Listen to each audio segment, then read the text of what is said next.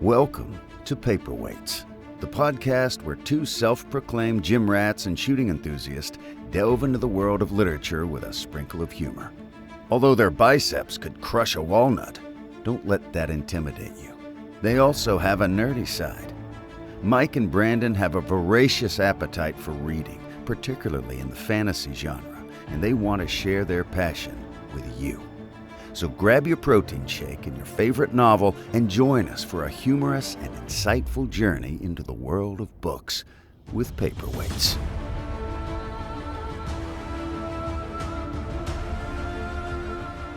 Welcome back to another episode of Paperweights. I am your host, Brandon. And I am Mike. And today we will be continuing our read through of Harry Potter, first 11 chapters of Book 3, The Prisoner of Azkaban. Before we get to that, Mike, I understand you had a busy weekend this past weekend. Busy is the nice way to put it. So my youngest daughter had a gymnastics competition in Indiana, which is 2 hours away from us. And usually we kind of have a standing rule that it has to be at least 2.5 to 3 hours away for us to get a hotel. Because otherwise it just makes it doesn't make any sense to spend the money for a hotel if it's a feasible drive. Right. So, and the meet started at 4. So I was like, okay, the meet starts at 4. The program said it'll be over at 5:45. Well, what these people apparently didn't understand was that floor routines for gymnasts take 2 minutes each. So, 2 minutes each, and our gym by itself brings 20 kids. So you're looking at 40 minutes of floor just for our team. Right. And there were 5 teams total. So they were running way behind. We didn't get home till 9:30. But just 4 hours of drive. Yeah, no, this was Friday evening that we got home. Oh, snap. And so then Saturday, I'm in a Scottish pipe and drum band. So Saturday I saw that. That looks pretty badass. Dude, it's so much fun. It is so much fun. And we had Andrew Hoynacki, who is one of the top Scottish drummers in the country. He's in the Chicago Pipe. I think it's just called Chicago Pipe Band. I don't remember what he said the name of his band in Chicago was. But anyway, it's called lead stick. So he's basically the drum captain. But he's a judge. He's an international judge. He's phenomenal. We spent all day with him Saturday going over. He wrote the music for our band for our competition. Spent a whole day with him, and I'm basically still learning Scottish drumming. Okay. So because I did more core styles, think more DCI, drum corps style marching through high school and college. The technique is completely different. So I'm basically relearning how to play drums. Wasn't too upset to have one of the top Scottish drummers in the country teaching me how to relearn how to play. I would imagine so. Yeah, and then yesterday, Sunday, was my oldest daughter had a volleyball tournament, and we were there all day. Got in the door at 8, got home at 8. So it was 12 hours away from the house. It was a very long day, but worth every minute of it. And so today I am celebrating with a Beta vanilla dog. I've got some of those in my fridge too. Oh my God, it's so good. So good. Tonight, though, I am drinking a little Bywater bourbon. A little lower calorie than beers, but a Bywater bourbon. Good old New Orleans. I got some brown water for later, so I wanted to sip on that beer for a little bit first. Okay, yeah. So, yeah, our weekend was. Yesterday, I didn't do anything except go to the mall, which I hate the mall. The mall, Louisiana. The mall of Louisiana. It's weird inside. Anyway, we went there so Jules could get herself a Build-A-Bear for her birthday. They do the pay your age for the birthday bear thing. So she got a bear for $10 and then got to spend the rest of her money on outfits and things for it. But other than that, yesterday I did nothing outside of my normal walk. Did nothing but play video games or sit and watch TV Mhm. or read. I was reading a little bit of Fellowship of the Ring. Nice. That's my non-book club book that I'm currently reading. But Saturday we actually had Jules's birthday party, and we rented a bounce house, Mhm. and but then like we were watching the weather, and it looked like it was going to rain, but we Mhm. decided not to cancel the bounce house because we figured, well, weather is fickle around here, so it might not rain. And if it doesn't rain and we don't have a bounce house, then we just got a bunch of kids that are stuck in the house doing nothing. Right. So we didn't cancel the bounce house, but it ended up raining all day. Um, the kids did get about 20, 30 minutes of bouncing in the bounce house in the Yeah. rain. It was completely wet inside. Uh, After a little while, the water pooled on the top on one of the ends, and it was kind of sagging in. But Mhm. I gave a little a paintbrush extending pole Yeah. to Kind the of. oldest kid and said, "Hey, go push up." And It's like don't stab at it, but just kind of lift. yeah, and she got it. Uh, so it was fun. Um, shit, we had what, 12? We had 12 kids over or something. That's not bad. Yeah, I was excited for Jules to have Mhm. that many kids come over. The worst thing as a parent is you go through all this trouble of having a birthday party. Your kid invites Mhm. all kinds of people, and then two or three people show up, and that's it. And then they're sitting there wondering, why don't I have any friends? Yeah. So as a parent, I 100% understand. While we were still in Georgia, there was a kid in my youngest daughter's class that he's just a little different than the Hmm. other kids. And so they invited a bunch of kids to come to his birthday party, and we were the only other kid that showed up besides like his cousin. So it was my youngest daughter, his cousin, and I think we brought our oldest daughter too. But we were the only ones there, and I felt my heart absolutely went out to this kid. I was like that I was like, man, that sucks. But the thing is, I think his parents took it harder than he did. He was like, sweet, somebody came.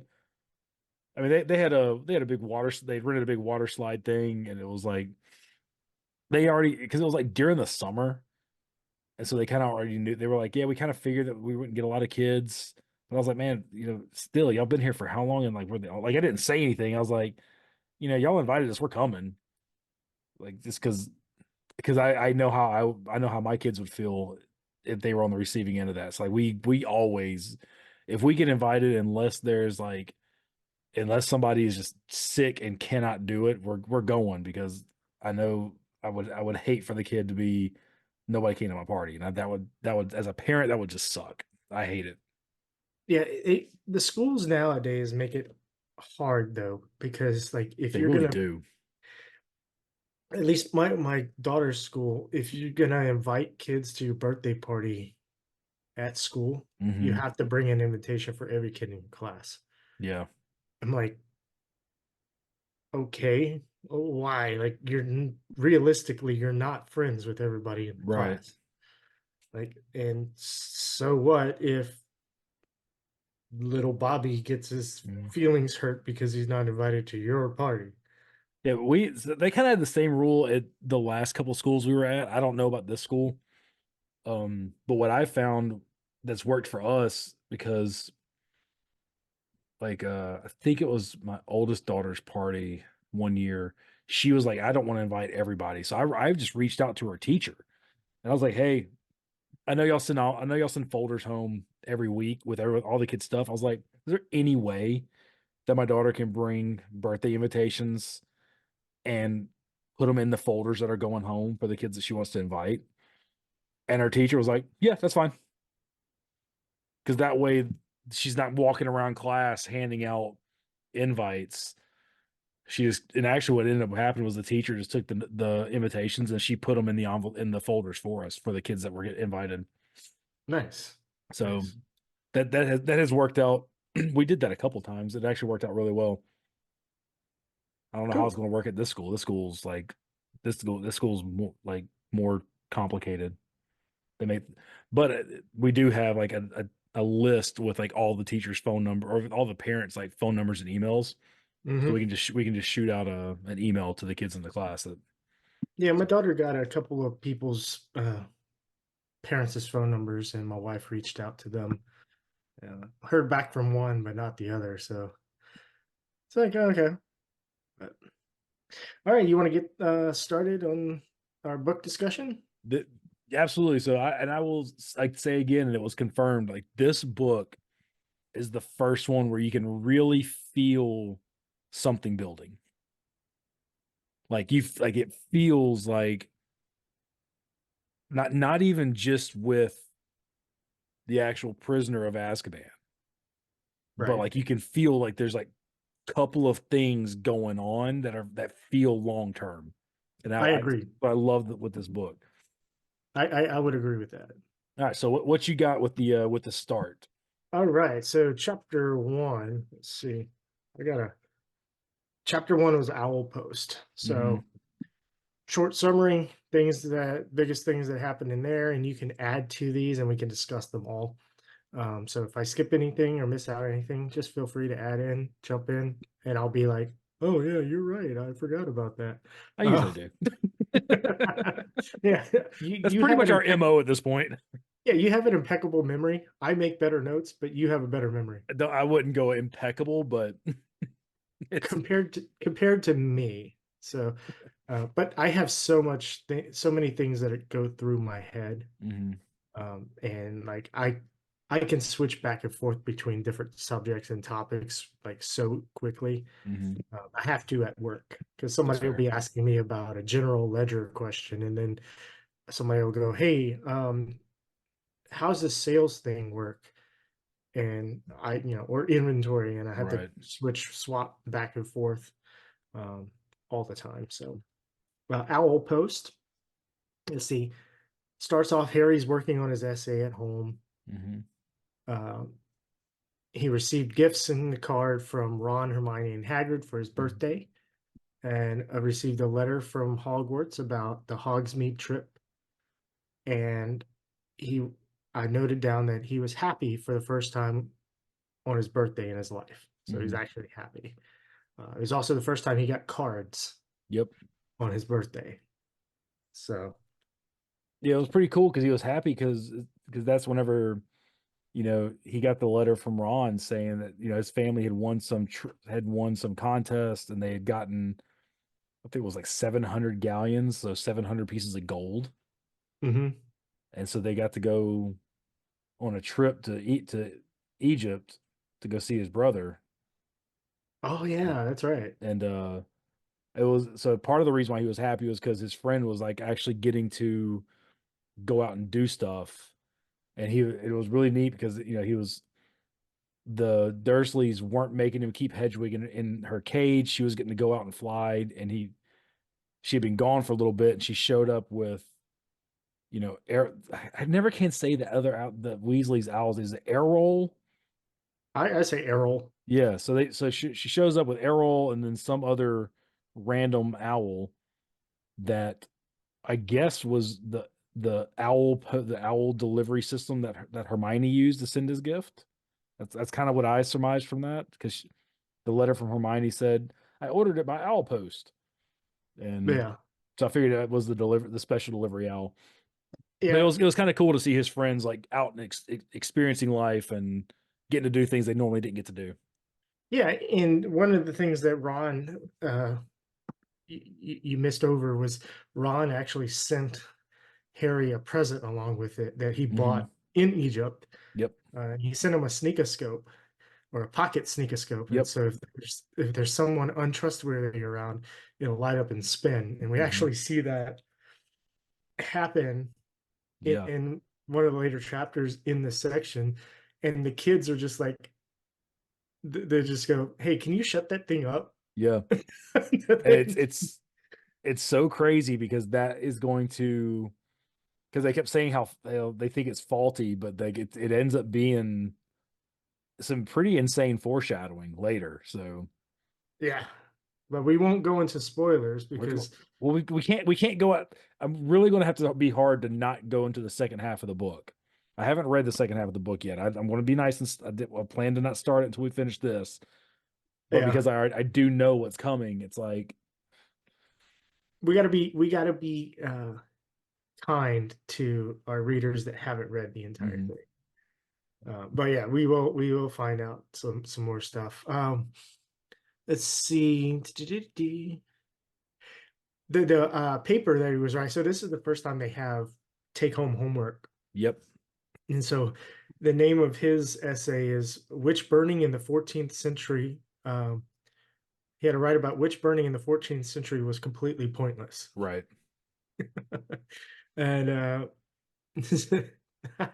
I laughed really loud at this portion where it says the Witcher wizard would perform a basic flame, saying it's pointless because the Witcher Yep. wizard would perform a basic flame freezing charm and then pretend to shriek with pain Yep. while enjoying a gentle tickling sensation. The one had been caught like a dozen times on purpose. Yeah, Wendelin the Weird is his name. He enjoyed being burned so much that her name, so much that she allowed herself to be caught no less than 47 times in various disguises. That's pretty funny. I mean, that if that's not like a witch or wizard just like absolutely like having so much fun with muggles, I don't know what is. They're like, oh, you silly muggles. I do. It's funny when Ron calls the house as well. Oh He's God. like, and he's Screaming like, into the phone. is Harry there? And sorry, my nose itches. Um, uh, Uncle Vernon, I wrote down here. There was like, whenever somebody's talking about drugs or something illegal Mhm. over the phone, and then they're like, the other person goes, "What? Who are you? Prank call, prank call. I don't know who you are." He's like, nobody lives here by that name. Yeah, he's like, don't you call me or call my family ever again. Come near us. He's like, I don't know what school, Hogwarts. What the hell is that? How dare you give those people? Oh yeah, Errol, the Weasley's owl, was actually unconscious and was being carried by Yeah. Hedwig and And the the other other owl. owl. Did we find out why he was unconscious? Because he's old and if the family was in Egypt and they sent all that stuff from Egypt, he was probably exhausted. Because Oh, because Ron sent a newspaper clipping of the family in Egypt. So I don't know. See, that's the one thing I didn't understand. I didn't know if they sent it while they were in Egypt or if they had made it back home and he sent it while they were home. That part wasn't entirely clear.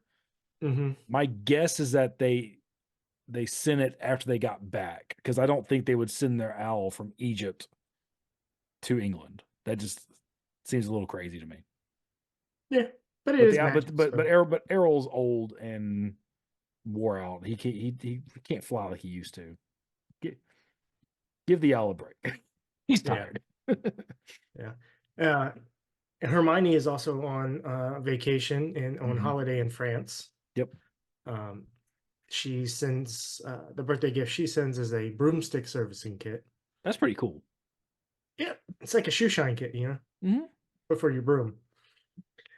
Fred and George did play a joke on Ron by putting beetles in his soup, which was causing the sneakoscope to go off for Ron. Was it Ron or was it Percy that they had done it to?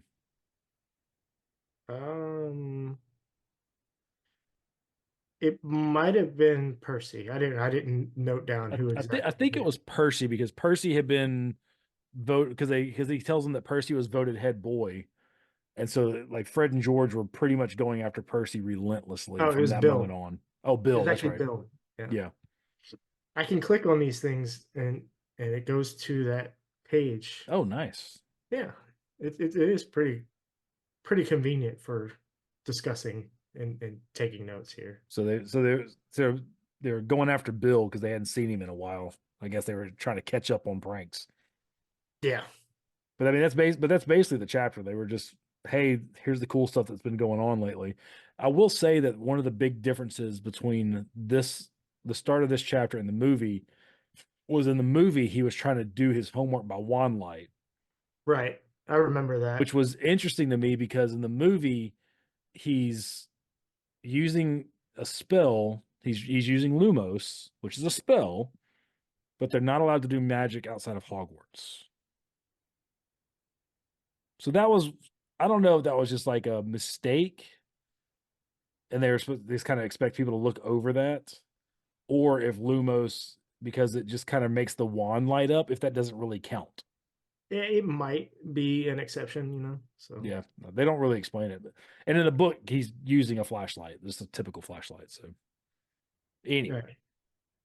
Sorry, I am yawning. I just did squats. So um my wife's cousin actually started coming over last week and working out with me. So I got a training partner now in the gym. nice.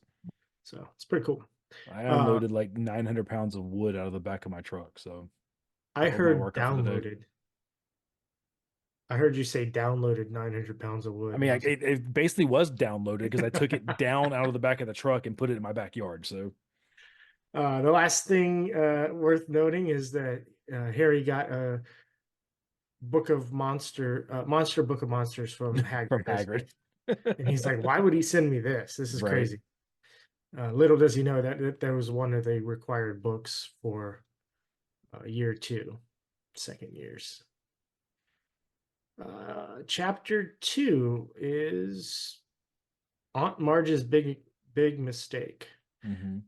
I thought most of this chapter was actually like done well in the movie.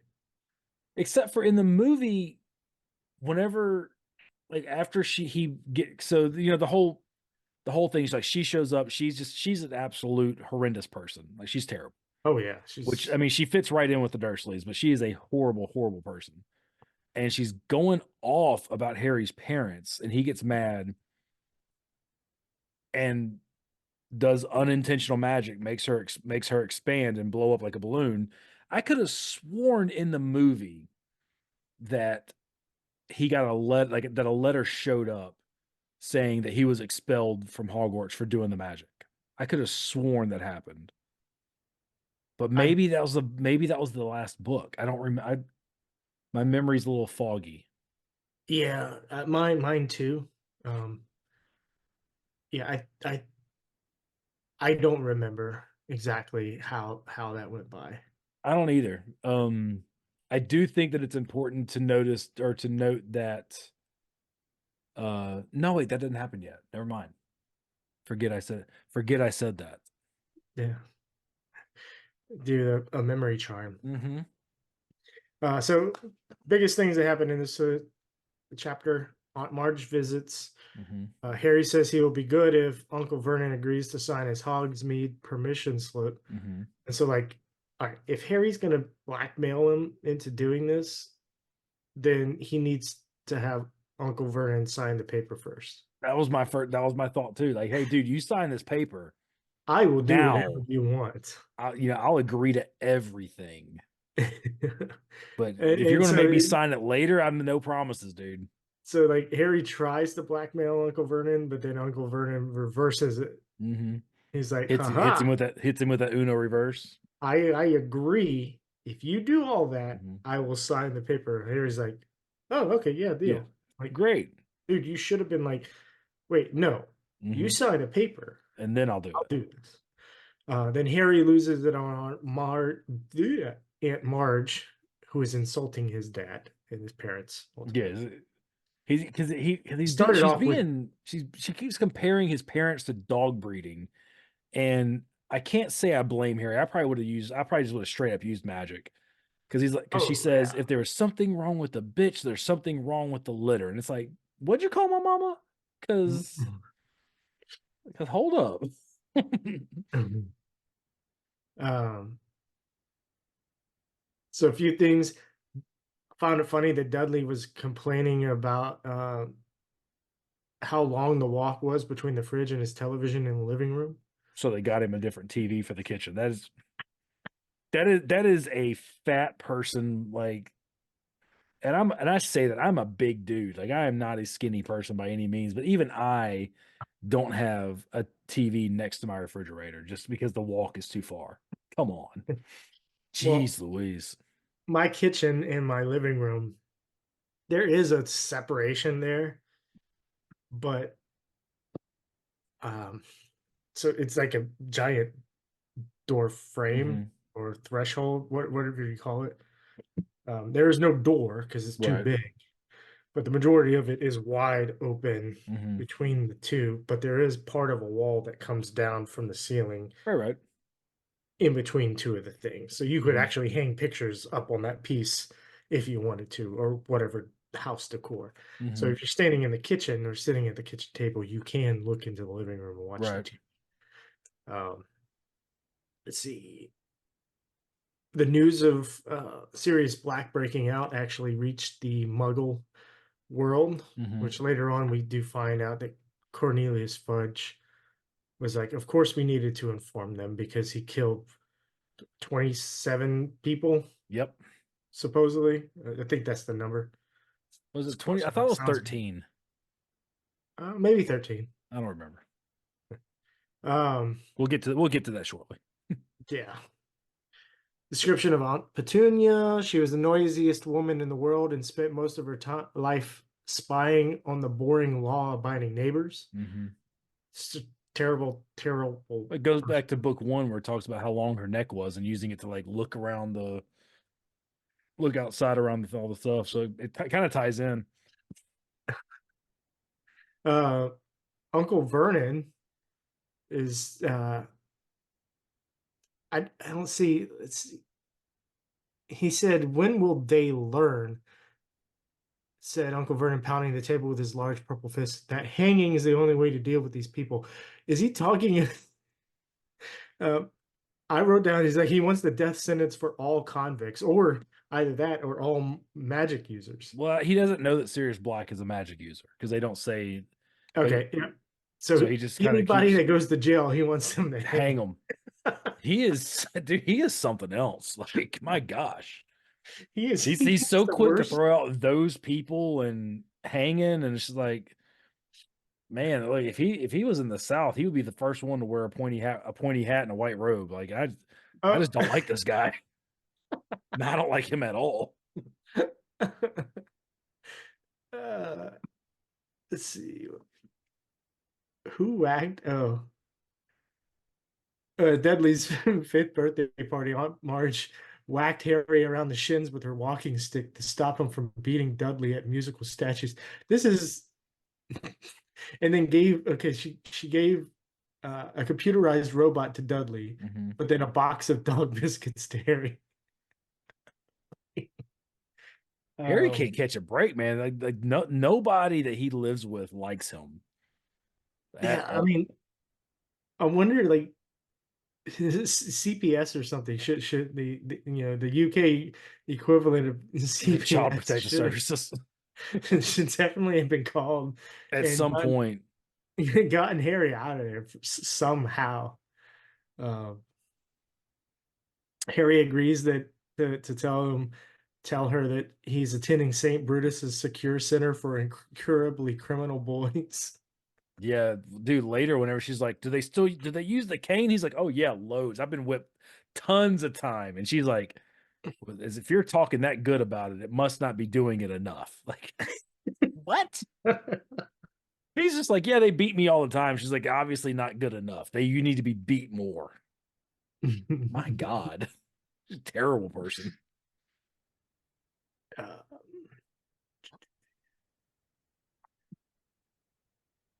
Ron sent off Hedwig um, with Errol, so Ron will look after them. Um, I don't know. I don't Oh, remember. so are you down past the part where he blew her up, like it made her float away?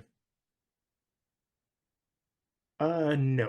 Okay. This is this is before. Do, do, do, do. Yeah, so Harry sent Hedwig off because he didn't want her making noise and was telling Hedwig, "Hey, look, you can go hang out with Ron. and it'll be better just until she's gone. Oh yeah. So Hedwig has flown the owl coop, So to speak. so to speak. Oh, Colonel Fubster. That's a fun name. Yeah. The guy that's looking after Aunt Marge's dogs. And these are bulldogs, right? Like, so these are, I'm guessing these are English bulldogs. Yes, So, yes. you ever seen an English bulldog? I do believe so. They are not a pretty puppy at all. They've got they look like giant pugs, only different color. They've got Mhm. super smashed in faces. They have all kinds of breathing problems. And they Yeah. just get fat because they're lazy. They only live 8 to 10 years too. Mm-hmm. You know, I say all that, and I went to Georgetown University, and our mascot is a bulldog. Aunt Marge's description is disgusting. I mean, it sounds like a female version of Vernon. Exactly. It's She was his very, sister, so yeah, she was very like Uncle Vernon, large, beefy, and purple faced. She even had a mustache, though not as bushy as his. it's crazy. Oh yeah, and she also said you'd have gone straight to an orphanage if you'd been dumped on my doorstep. Probably would be the best thing for him. Probably, like Uncle Vernon, Aunt Marge. These people do not need to have children, No. even though they love Dudley. Yeah, They don't.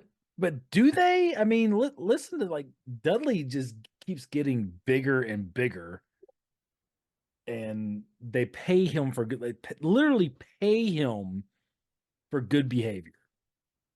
Because whenever Aunt Marge shows up, he goes up and hugs her, and they had given him a 20-pound note, so basically $20 just to hug her. It's like I tell my kids, you don't have to hug anybody if you don't want to, even if they are your family. True. Yeah. Like, no, don't. If you really don't want to hug them, Yeah, don't. then don't. Um, although, I struggle with that with Jules because sometimes she's just like being a PETA, Mm-hmm. and she's just like, no, I'm not gonna do what you say. It's like I know. It's like I know that you're not averse to hugging this Mm-hmm. person. You just are being a pain in the ass and not cooperating with anything. I still don't push it, even when they're doing that. Yeah. Maybe I shouldn't, but I try to read her a little bit more, and maybe I'm wrong, but maybe I'll learn. Maybe I'll come around. But I mean, this is a complete aside. I mean, we never know if we're doing it right or not. We're just doing the best we can with what we got. That is true. We're doing better than uh, the Dursleys are. Oh, we're 100% doing better than the Dursleys. We at least like the children living in our house Yes. and don't make them sleep under the stairs or in a spare bedroom that was just for the primary child's toys. Yeah. So Aunt Petunia and Uncle Vernon are getting sloshed. They They are uncorked hammered, several bottles of wine and they've uh, and they've broken out the brandy. and the brandy. Aunt Marge is a sociopath. Mm-hmm. I think she's describing Harry here, where she says, "This one's got a mean, runty look about him. You get that with dogs." Oh wait, no, it was one of her dogs. You get that with dogs. I had Colonel Fubster drown one last year. Ratty little thing it was, weak underbred. Oh no, she was talking about Harry, but then she Yeah, was like, "Okay, I had Colonel Fubster drown one of the dogs last year." I was like, Jesus. like, I would never buy an animal from her. Like I cannot. I put her right up there with Vernon. I just cannot stand anything about her. Yeah. I do feel that we got like Harry's reaction here, I Mm-hmm. believe, is just a very natural reaction Oh, after years of 100%. abuse and bullying, where he Mm-hmm. just a reckless rage came over Harry. He kicked his trunk open, pulled out his wand, and pointed it at Uncle Vernon. So, but this was after Marge got blown up, though. Um, Like she'd already gotten blown up and was floating away, and Yes. then he does that.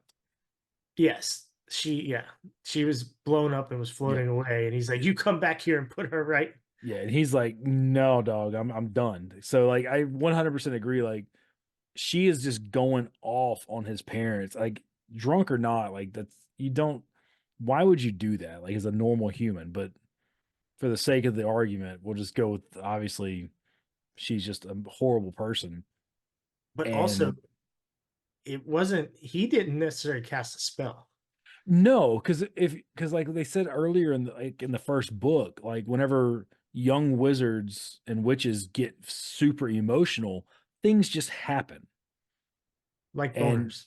yeah, and she's going in on his parents, and he now knows the full backstory on his parents.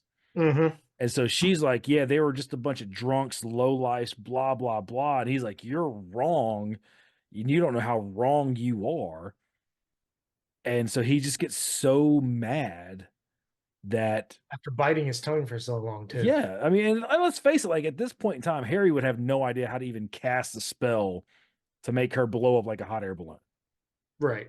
So it's just, Much I'm less sure at some reverse it. point he just wants her gone, and his power's like, we got you, bro. She's gone. Yeah. So he's I, like, screw it. If cool, I just cast a spell. They're going to kick me out. I'm done. I'm gone. So he goes up, grabs his chest. It's a good thing Hedwig's already gone. He grabs the stuff. He's on the way out. And then I love that he threatened Uncle Vernon with his wand. Like, say something. Say something. yeah. And so apparently in the next chapter, I thought it was interesting, but so chapter 3, the night bus. Mm-hmm. Let's see here. Quickly, all right. Harry rides the night bus to Diagon Alley using Neville's name, Mm-hmm. runs into Cornelius Fudge, who brings him to the Leaky Cauldron. Harry will sleep there for the next 3 weeks until school starts. The That's the only thing that I breakdown. want to talk about before is, and only because it plays into some other things that happen in the book coming up, while he's waiting, while he's standing out on the curb, he's left the house. He has no clue what he's going to do. He figures he's about to be expelled. He, Hmm. he figures he's about to be expelled.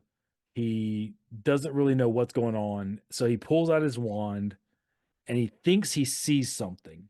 And he's convinced that he sees a giant dog looking at him. Right. So as he holds his wand up, is whenever the night bus shows up, just out of nowhere, and they're like, "What are you doing on the floor?" And he's like, "Well, I fell. What'd you do that for? Get on the bus. Let's go." So look, he was only 2 doors down the road too. Yeah. I read that. I was like, wait, because like they're number 4 Privet Drive, right? Mm-hmm. That's Yep. where they live. Yep. It says he held it high over his head, and the pebble-dashed walls of number 2 suddenly sparkled. The garage door gleamed, and between them Harry saw quite distinctly the hulking outline of something very big with wide, gleaming eyes. Mm-hmm. So if they live at number 4 and he's in front of number 2, That's probably just the next door down. Because I mean, if you think about it, usually odds are on one side, evens are on the other. true. So he's legit next door. I mean, things in the UK might be different, but he's either next door or two doors down. Yeah. So why isn't Uncle Vernon out there, right? Because he's probably out in the backyard looking up at his sister. True. But we it's night Mm-hmm. time. In the movie, I remember Aunt Marge flying away during the day, and Yeah, I feel like it was like early evening.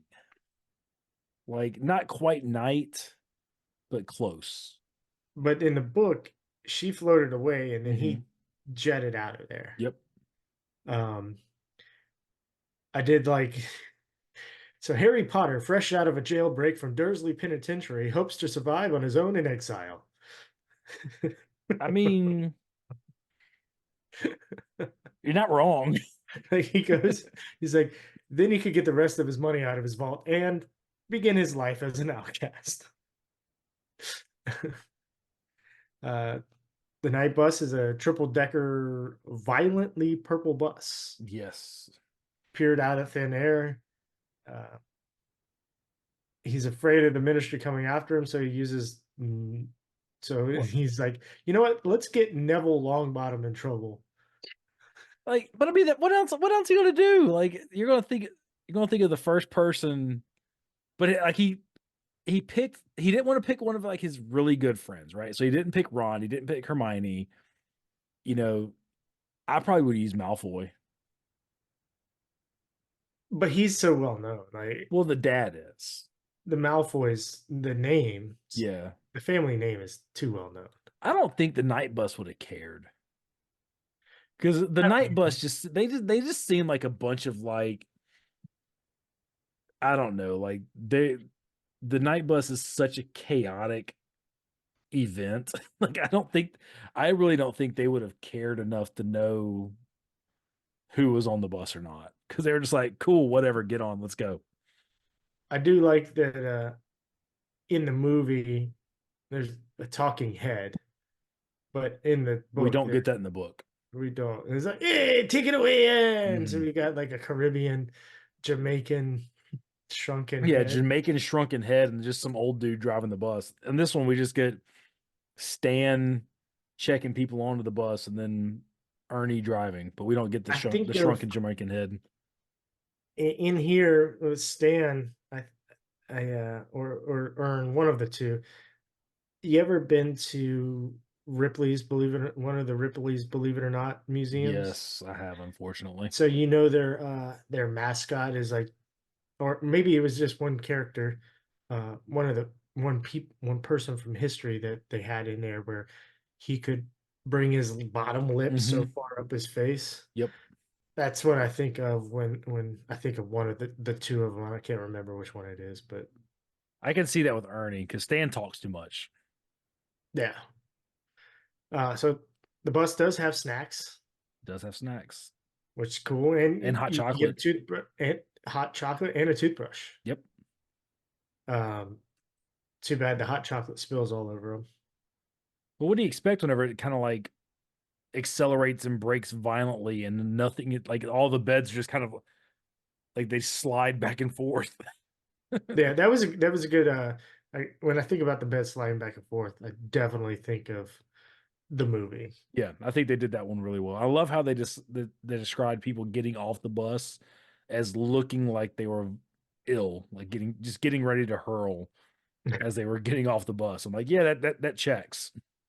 Yeah, the so on the bus, Harry finds out that Sirius Black. Hmm. He finds out about Sirius Black being the Yep. most infamous prisoner ever to be held in Azkaban, and that he Hmm. is the one that escaped. And he's like, Yep. "Hey, that's the guy that I saw on the news." Yep. He's like, "Oh, okay." They And describe a they're making gun. fun. They're making fun of him for not knowing who Sirius Black is. Yeah, but I mean, hey, he's a young wizard. Yep. They describe a gun as a kind of metal wand that muggles use to kill each other. Yep. That was funny. Not Um, entirely an inaccurate description, but it was still funny. right, right. um, so Black, I confirm it here. Black did kill 13 people. 13. Yep. The single cares. So good on you for that.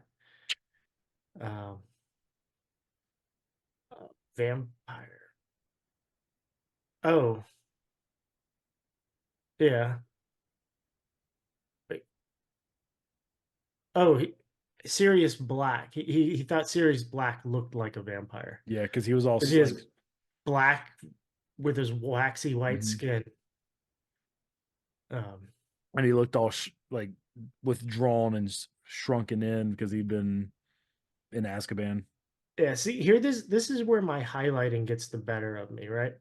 I highlighted Black with his Hmm. waxy white skin looked just like one, and I noted on it. So that's what I highlighted. Then I made a note said a vampire. Hmm. So I read, but coming back to my note or the highlighting, I said black with waxy white skin, a vampire. I'm like, Like what?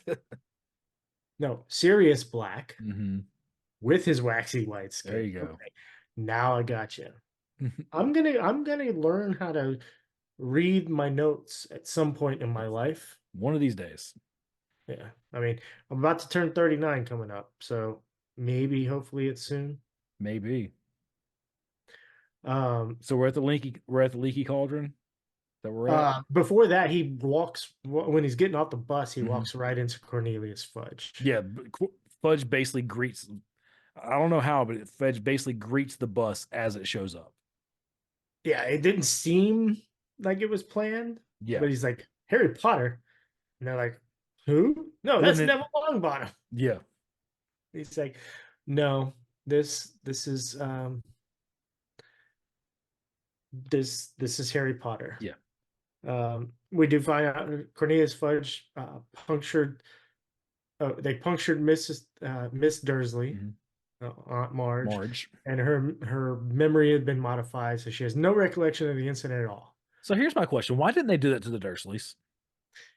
I don't know. Like make Uncle Vernon forget that. Yeah, why? Like you did it to Marge. Like why let the Dursleys remember that? Yeah, then you can just go back and say, "Hey, Sign my I was form. good. I was a good boy. Sign my form." Sign my form. That's why they couldn't do it though, because then that would make a convenient excuse that Harry could just go to Hogsmeade. He could just go. Well, and he just could have gone when he just, if they had modified the Dursleys, remember, he just could have gone home or gone True. back to their house. So shall we call that plot armor? I think so. I I think so. that's plot armor. But they do say that the Dursleys are prepared to take him back next summer as long as he stays at Hogwarts for Christmas and Easter holidays, which he already Always does. He's Um, he always does it. So, but let's face it, like this is probably the best thing that could have happened to Harry mhm. as we go through the next chapter of him just being able to kind of free roam Hogsmeade. Like it's he's Harry is literally living his best life right now. Oh, absolutely. Um, Harry was afraid that Cornelius Fudge was going to take him away to Azkaban, though. Yeah, he was. He And, just knew and he was getting expelled Fudge is and like, going to no, jail. this was an accident. We don't send people to Azkaban for blowing up their aunts. He's like, what about last year? And they're like, no, it's fine. This last year didn't happen. Yeah, last year didn't happen. He does ask Fudge to sign the form, and he gets very uncomfortable and is like, no, I can't. Yeah. All right, so now we're at the Leaky Cauldron. Mm-hmm.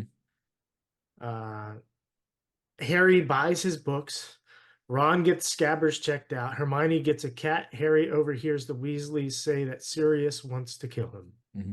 Well, I think it's important to kind of also note that Harry is there for like a couple of weeks, just exploring Hogsmeade, getting to do his homework, like just out in the open instead of having to hide under a blanket.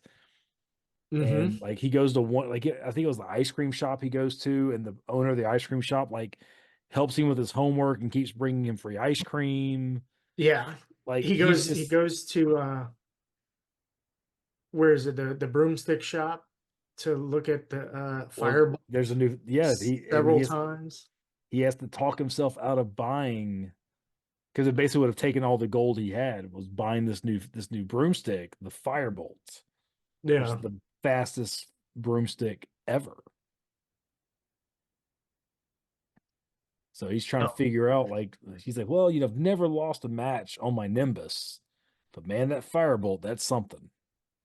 When he goes to buy his books, the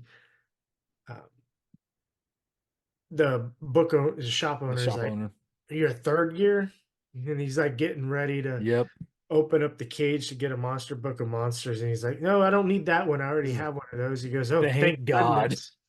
I've been bitten 5 times." Let's see. Oh yeah, that was in Flourish and Bots. And he tells the story. He's like, "Yeah, it was almost as bad as that time where we bought 200 copies of the Invisible Book of Invisibility, and it cost a fortune, and we Lost. never found them. Yep. Which reminds me that, it's like there's a meme or there's somebody actually listed it on Amazon, and it was like how to become a millionaire, Mm-hmm. and it's $1 million book, but there's nothing inside the book. Yeah. So yeah, it's like, yeah, you sell one copy of it and you become a millionaire, and then somebody learned a lesson. Basically. And somebody became a millionaire.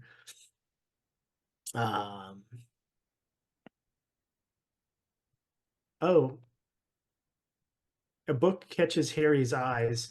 The Death Omens book. Mm-hmm.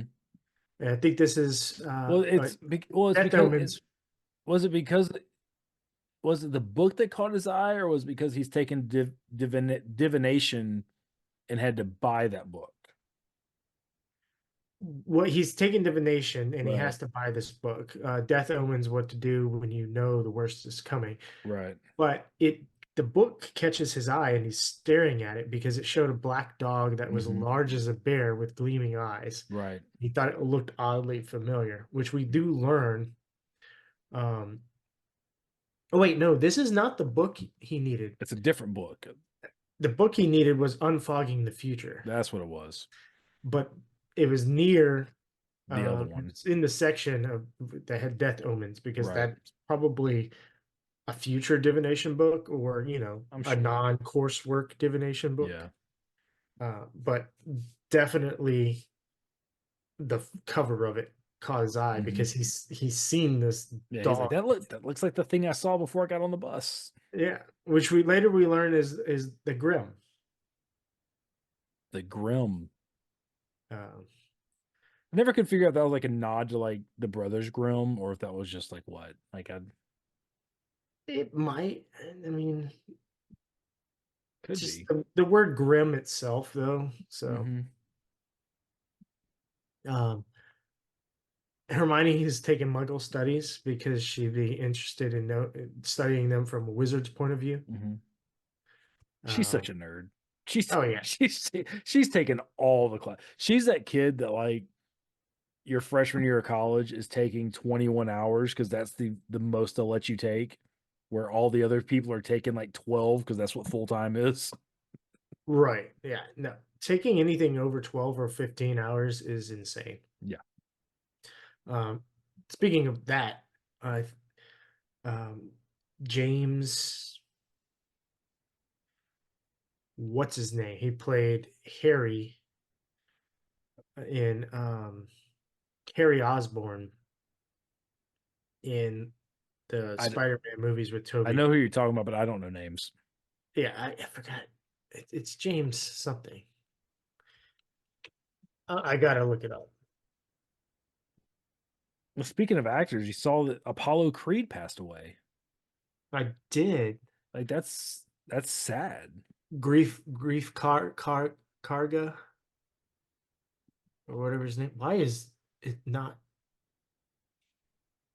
James Franco? There we go. I was going to say that, but I was going to feel bad if I was super wrong. While he was filming some movie over the course of 2 years, he was taking, I think, 28 credit hours per semester and got a degree in 2 years. Like he's a super wild. intelligent guy. That is absolutely wild. I took 18 credit hours one semester. It was the worst semester of my life. I don't blame you. So next thing that Ron decides to get Scabbers checked out because he's been acting off since they got back from Egypt. Yep. Hermione buys a cat. Yeah, from the magical menagerie, and names her Crookshanks, and Crookshanks has it out for Scabbers. She really does, which I think is hilarious. And the shop owner also tells Ron that he's like, look, like the fact that you've had this rat this long and it doesn't have any magical powers is incredibly odd. Something's not right with Something Scabbers. doesn't check out here. I wonder if we'll ever find out. We shall. Well, I guess we'll have to wait and see, won't we? Yeah. Tom, the innkeeper at the Leaky Cauldron, sets up a feast and puts 3 tables together in the parlor, and he's got the 7 Wheezies, Harry, and Hermione, Yep. and feeds them a 5-course dinner. Mm-hmm. Delicious dinner at that. Having eaten at the Leaky Cauldron at Universal, probably wasn't delicious. You don't recommend eating at the Leaky Cauldron? No, you've got to do it. You have to do it, but just What don't go about in the with high 3 expectations. broomsticks? I ate at both. Were they Just the don't. same, or they had different food? Same. Just don't go in with high expectations. Okay, because They every time they do have. So side note, the 3 broomsticks does have its own beer that is exclusive to that place. Okay. So I got a porter. It was really good. That was about the Okay. only thing that was really good. Is it just one beer, or they brew their beer? I don't think they brew their own. I think they have it made for them. But is it 'Cause- multiple beers, or is it just one beer? No, they've got a couple. Okay. Because It's every time I do look up going to Universal, mhm. I always look at doing one of the Harry Potter packages where you get to go and have breakfast at one of those 2 places. Mhm. I can never pick one. I'm like, well, I don't know the difference between the 2. That there, I will say there's probably more room at the 3 broomsticks than at the Leaky Cauldron. We Okay. did breakfast at the 3 broomsticks, and we did breakfast at both because that was kind of part of the thing that we did. We did breakfast one day at Leaky Cauldron and one day at the 3 broomsticks. And yes, I had a beer with breakfast at the. As you should. I think it was actually the Leaky Cauldron because I'm pretty sure we were in Diagon Alley. I mean, look, It was a while ago. if moms can drink champagne with orange juice or pineapple I juice, call it a mimosa. why can't we drink a beer? Hey, it's if Bloody Marys are a breakfast beverage, then so is beer. Yes, absolutely. I agree. Anyway, Get you a nice IPA. Get you a nice citrusy IPA. Don't It's cuss like at me the like mimosa that. of beers. Don't you cuss at me like that. Anyway, so where are we at? Oh, Percy is getting his head boy now. Yes. So I think that's why they were celebrating a big dinner. His badge goes missing. Fred and George are giving him just the business. Yeah, and Scabbers' rat tonic is missing. This rat tonic, that's what they got from the doctor or whatever. The pet vet, shop owner. to help Scabbers out. Yep. Then Harry overhears Mr. and Mrs. Weasley talking about Sirius Black coming after him, and that he's deranged. Does it say this is not where he learns that he's his godfather, right? No, they just keep saying that they want Mr. Weasley keeps saying how he wants Harry to know that way Harry doesn't go after him, but he never says why. He doesn't learn the rest of it until way later. Yeah, he learns that in Hogsmeade. Yes. Yeah, okay. At the 3 broomsticks, surprisingly. At the 3 broomsticks while he's underneath the table. See, he would never have overheard that conversation if he had permission to go to Hogsmeade, because they would have known that he was in there. 100%. Just plot armor. Plot armor. It is a good use of it. It is. And almost went under the radar. It really is. And it's I'll bring it up when we get back to it. So anyway, so he learns that Sirius Black is potentially going after him, and Harry's like, why would I go after this dude if he killed all these people? He's like, that's not what I'm about. Right. Dumbledore agreed to station. Last thing we learn here is that Dumbledore agreed to station the Dementors, or the Azkaban prison guards The around Dementors, the yeah. school.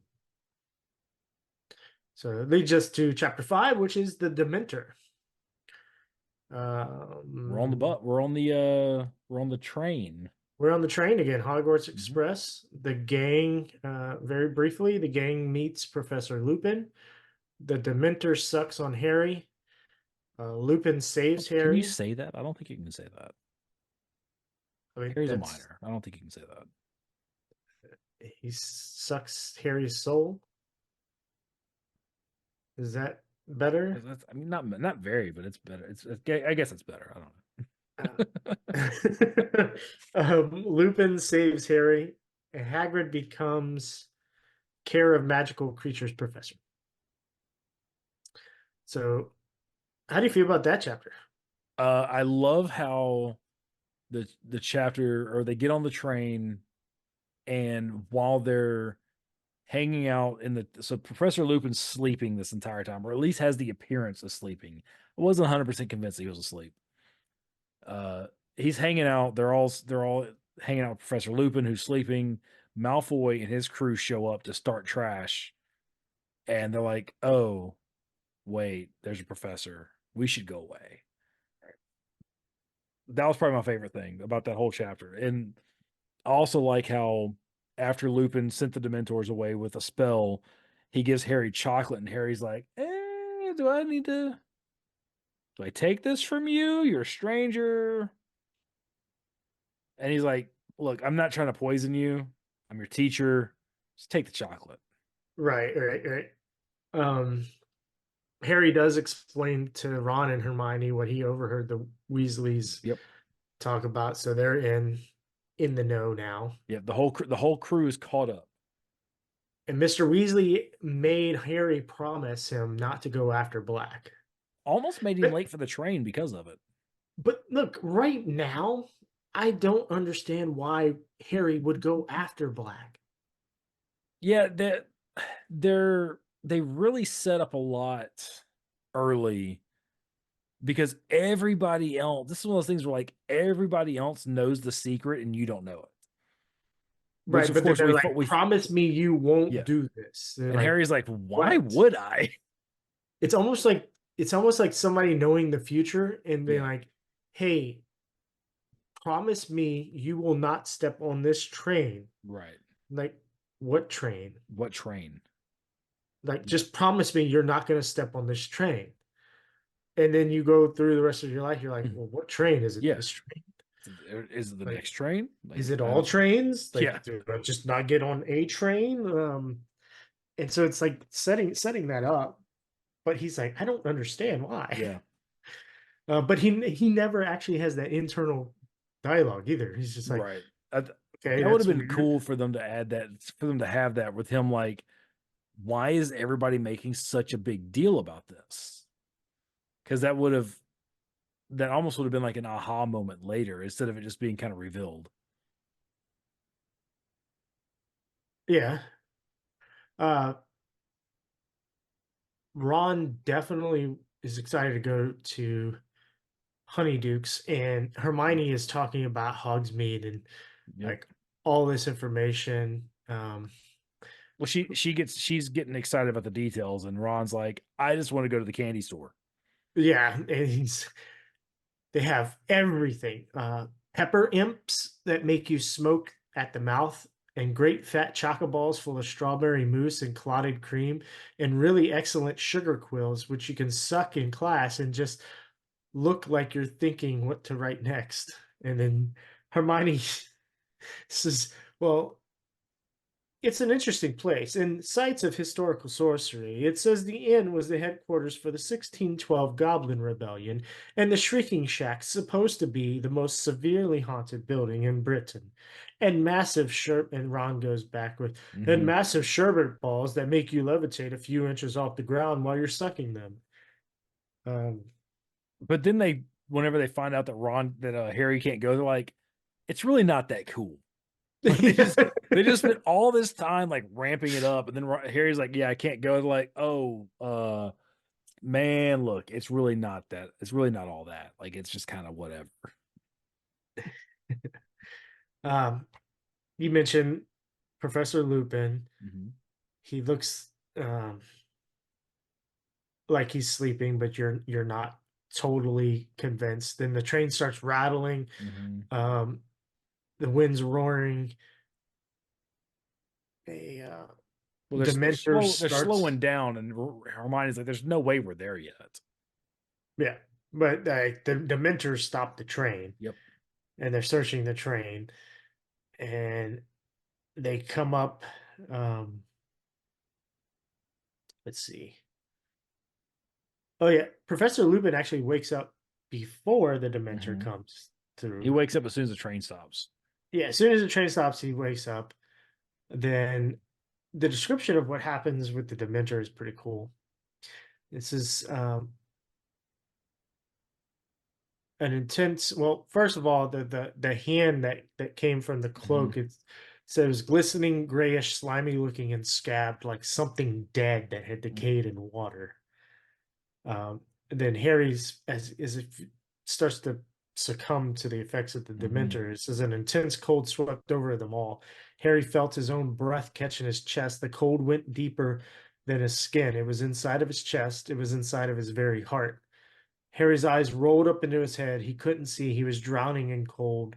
There was a rushing in his ears as though of water. He was being dragged downward, the roaring growing louder. And then he heard a terrible, terrified, pleading screams, and he wanted to help whoever that was. Mhm. And then he came back, and it was like Malfoy's like, "You fainted, Potter?" Well, that was later. Oh yeah. That was when they got to school. Um. Okay.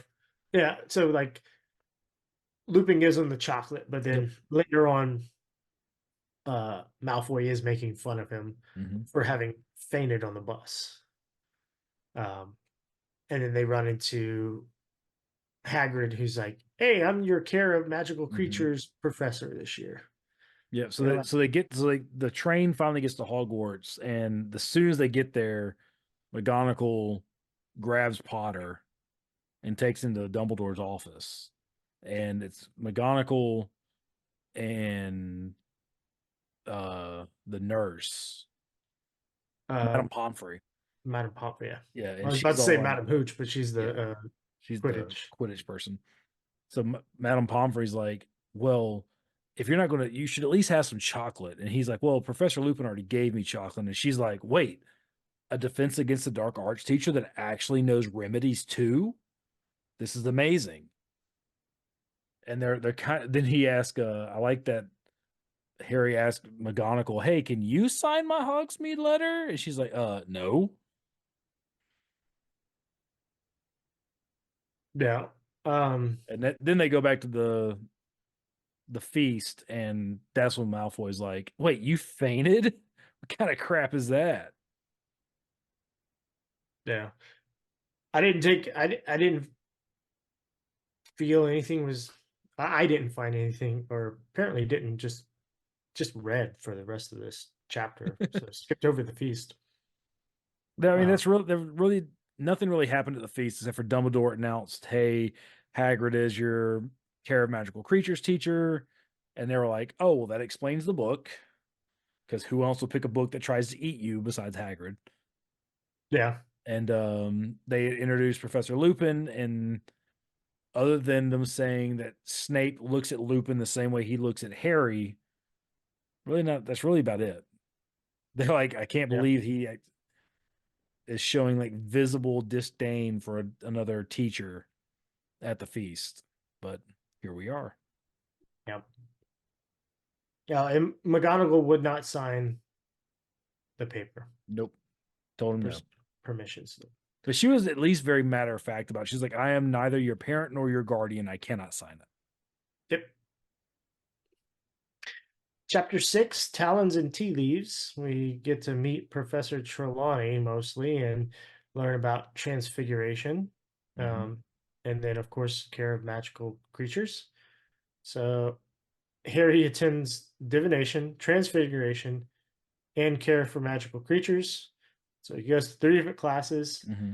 and Buckbeak attacks Malfoy. That's just the generic I mean, thing. let's face it, the meeting Professor Trelawney was really, other than it, the only thing that I liked about that was they get lost trying to find the North Tower. And so they meet up with Sir Clagahan, however you say his name, and who's a knight that's like in some random painting. And he's like, I will lead you on this quest. And he takes them running through the different paintings to the tower. So that's the first time we meet the knight in the painting. Yeah. But Before we other than that, nothing really. And then she's like, "Oh, you have the Grim," and we learn that the Grim is somebody's going to, like, you're going to die basically. yes. We do find out so before they actually get to divination, there's some conversations that happen. So we find out that the first Quidditch match this year is going to be Gryffindor versus Slytherin, Yep. which is always a hoot. Mhm. Malfoy does make fun of Potter and the Dementor again. Yep. Like he has no new jokes. He does. He never has any new jokes. Um, Ron notices that Hermione's schedule um, Is has impossible. yeah is impossible because there are three classes at once, which is Mhm. divination, Muggle studies, and arithmancy, and they're all at 9. Yep. Um, and she also has 10 subjects a day. I did learn a new word, What was that? polecat, which is a skunk. Right on. But Hagrid entered the great hall. He was wearing his large moleskin overcoat and was absent-mindedly swinging a dead polecat from one enormous hand. So he's just walking around with a skunk. I was like, "What the hell is a polecat?" So I looked it up. I was like, "Oh, it's a skunk." That's kind of funny because I don't think I ever realized what that was. That's great. So that's just like, wait, hold on. That sounds like something Hagrid would do. Like, that's one of those things, like, you see Hagrid doing that, and you're just like, oh, it's just Hagrid. Yes. So we get to the knight in the painting, which his name hasn't come up yet, but his description is funny because the sword was too long for him. A Mhm. particularly wild swing made him overbalance, and he landed face down in the grass. Poor little fellow. But like off painting, he fell off of his horse and then challenged Harry and Ron Mhm. to the duel. He's like, "Come here, you." You scurvy dogs. He's like, "Be of stout heart. The worst is yet to come." That's why Um, they're running through trying to get to the tower. yeah, and as I made a note because as far as I can remember, this scene is awesome, but it was missing from the movies. I think I it don't, is. I I don't remember. don't remember them running into a knight in the pictures. Yeah, I don't think they did. I think they just kind of got to where they needed to be. Yeah, they just, I remember them showing up. Don't remember them climbing a ladder Mm, into a hatch into the room, yeah, but I the don't room remember would that either. definitely, Trelawney's room definitely looked different Yeah, than other rooms. Um, and Trelawney's description, um, she's definitely on shrooms. Like once you saw her, she's definitely on shrooms. yeah, and her description, like, so this paragraph I highlighted here where we first meet her and they describe her, it legitimately made me feel like I should have read the series multiple times already. It makes me want to reread it more in the future. Like, because her description is Harry's immediate impression was of a large glittering insect. Professor Trelawney moved into the firelight, and they saw that she was very thin. Her large glasses magnified her eyes to several times their natural size, and she was draped in a gauzy spangled shawl. Innumerable chains and beads hung around her spindly neck. and her arms and hands were encrusted with bangles and rings. She is seriously just hanging out, dropping acid, and drinking shroom tea nonstop. That's all. That's her life. Oh yeah, absolutely. And if you're a Um, kid and listening to this, do not drop acid or drink shroom tea. Like, don't do those things. yeah, don't do this. Uh, she she's reading things and she turns to Pavarti Patil and says, "Beware a red-headed man." And then Pavarti immediately turns and looks at Ron and then moves her chair away from him. She just spouts a bunch of random nonsense, and people like the people that want to. It's like people that truly believe in horoscopes. Like, she spouts a bunch of random nonsense, and the people that are like truly want to believe are like, oh my gosh, she's telling us the future. Yeah. So then they move on to Professor McGonagall's Mhm. class. They find out the first mention of Anna Magi Animagus, Among Us, excuse me, Animagus, Among Us, the not video game. Among Us, Are you Animagus. sus? You're sus. I'm not sus. Yeah, bro. I refuse to even let Bro. my I don't even let my kids use that word. Bruh.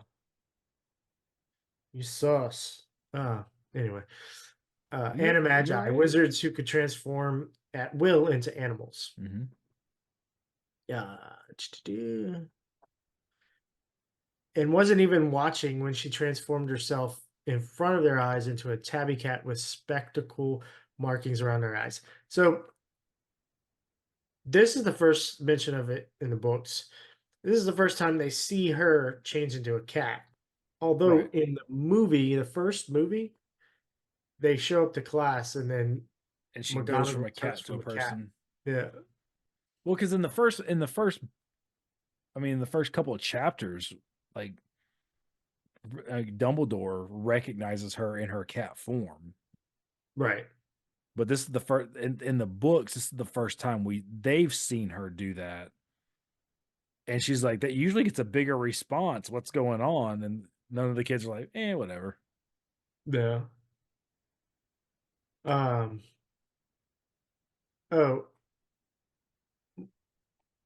sorry. Hermione says something. Yeah, she said this class was rubbish compared to arithmancy, and She Ron's was like, talking. Well, she was talking about divination. uh, being, oh yeah, okay, yeah, divination is rubbish compared to arithmancy, Mm-hmm. and Ron's like, what is she talking about? She hasn't even gone to that class Right. yet, so something's weird with Hermione as Mm-hmm. well. Yeah, because he makes a note. He was like, "She was right here. How are you up there? You were behind us. Now you're there. Like, I don't understand."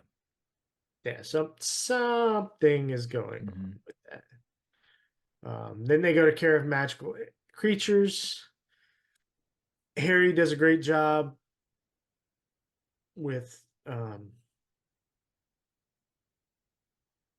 and this Buckbeak. is this is another thing that's to me significantly different from the movie to the book. Because in the book, they talk about how Hagrid brings like several of the hippogriffs up, and in the movie, it's just Buckbeak that he brings out. It's only Buckbeak. There's not several of them.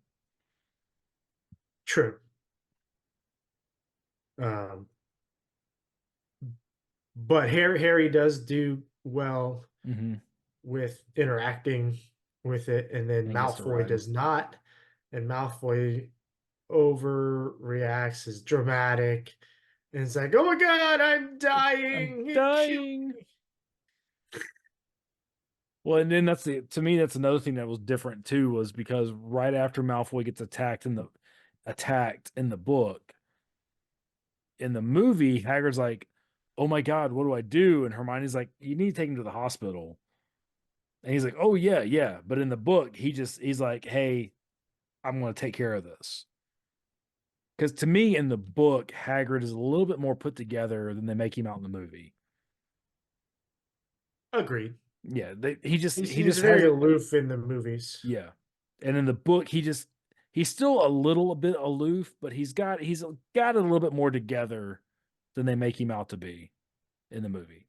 In the book, he has it more together. Yeah, and now they're worried about them firing Harry, not Harry, Hagrid. Hagrid. Um, oh yeah, they go and visit. Um, they go and visit Hagrid. That's later.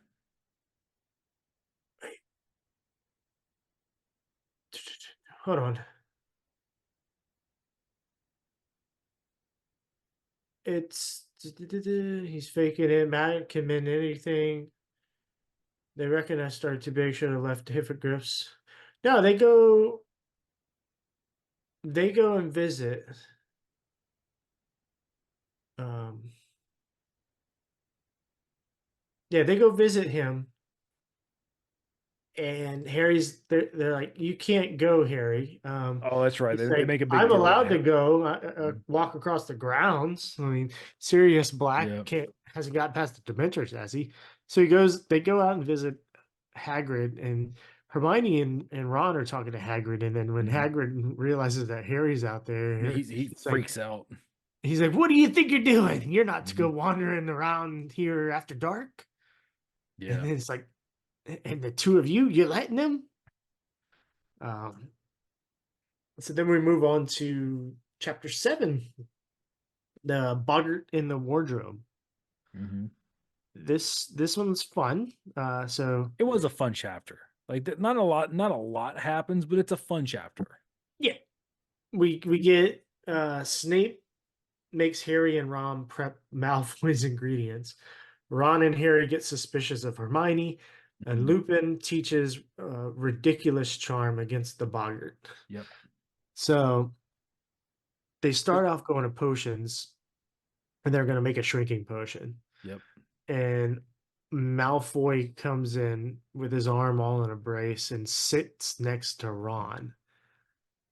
And then he's like, "Professor, I can't do my stuff." Yep. He goes, "Oh, okay. Weasley, handle that. Yeah, Weasley, do all of his Yep. stuff because you're right next to him." And Malfoy's like, I'm gonna Mhm. make him mess my stuff up." Yeah. Um, He completely uses all of this to his advantage. um, yeah, I think I found this funny. Oh, the Gryffindors watch fearfully. The Slytherins look decided. Oh, when Snape was like, "All right, now we're gonna test Neville's potion to see what happens," and so he Mhm. trickled a few drops down Trevor's throat, Which um, is the frog. which is a frog, Neville's frog that he's Mhm. always losing. And then there was a moment of hushed silence in which Trevor gulped. Then there was a small pop, and Trevor the tadpole was wriggling in Snape's palm. And then Hermione got in trouble. Yeah, so it's worth noting that Neville was struggling with the potion and Snape was getting on to him because it said how like Neville struggled with potions and the second Snape started getting on to him, he would struggle even more. So Hermione offered to help and Snape was Offspring. like, yeah, Hermione's like whispering, "Hey, I'll help you." And Snape's like, "If you help him, I got like that's like I'm coming after you. Like that's basically all that's going to happen. I'm gonna get you." So 5 points from Gryffindor. Yeah, because it was pretty obvious that she helped because the potion was a complete wrong color, and she's like, "But that like how smart is Hermione though that she knows what he did wrong to then tell him what to do to fix it." She's like, "Okay, look, you need to do this to counteract what you've done. So let's start working here." Like she's basically reverse engineering the potion that he's already made into Well, something different. she could have also. Oh, Sneaked him some of hers. No, I was getting ahead of myself. I know. I think I know where you're going with that, but no, it's like she kind of reverse engineered what he had done. Like, hey, let's fix it from this point. Going back a little bit, I think it was back a little bit. Um, I thought it was funny when Ron was prepping. He was cutting up something. Whatever that root was. Yeah, whatever the root, he was cutting it up and for Malfoy, and it's just cutting it up in all weird Yeah, sizes. he was just hacking it up. And then he went on to doing his own and perfectly done. Mm-hmm. And Malfoy's like, Professor, Well, he's messing mine up. it was flipped. So he had spent all that time like chopping his like perfect. And then Snape was like, hey, we'll do Malfoy's. And so he's like slicing and dicing on Malfoy's. And Malfoy's like, oh, Professor, oh, woe is me. Weasley's messed mine up. And he's like, hey, Weasley, give Yours. yours to Malfoy. And it's like, oh. So then he has to go back and try to like salvage what he did to Malfoy's for his own potion. And there's after that class, here's where they're leaving class, Mm-hmm. and Ron's like, he's like 5 points for Gryffindor because the potion was all right. It's like, Hermione, why didn't you lie? Right. She didn't answer him, and he looked around, and it's like She was right here. she was right behind us, and the next thing they see is she's running up from in front of them. Yep. She's like, they're like, What? Like, how can you? And now you're So she disappeared after the double potions class. Then Ron asks Harry, he's like, do you get the feeling Hermione's not telling us something? It's like, right. you think? You think? You think so? Um,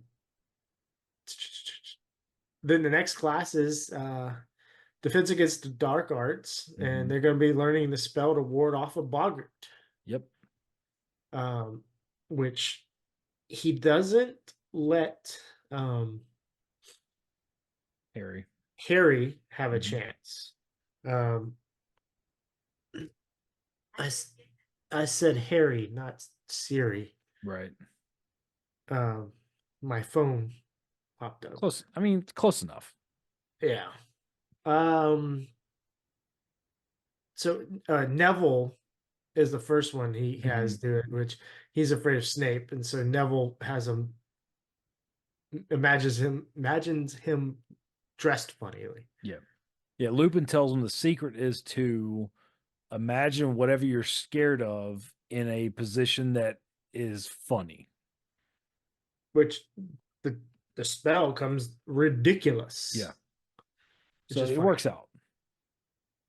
It's And then for Party whatever comes reason, the as it gets to Harry, it goes to all these people, and they keep imagining the thing they're afraid of, dressed or looking just silly. It gets to Harry. Lupin jumps in front of it, and the boggart transforms into a silver circle. What's that about? What's that about? Guess we're gonna have to find out. But who noticed that though? Well, at this point, Did nobody anybody? noticed that. It just is there. It transformed into a silver circle, and he's like ridiculous, and it goes Oh away. no. Lavender Brown. I think that's her last name. Lavender definitely notices it because she asks, I wonder why Professor Lupin's frightened of crystal balls. True. So, but she doesn't really. But there it is. She's like, because she's one of the ones that loves Trelawney, and so she's like, crystal balls. Like, was he afraid of the future? I guess I don't know. But Maybe. but somebody does notice that it's a little strange. Yep.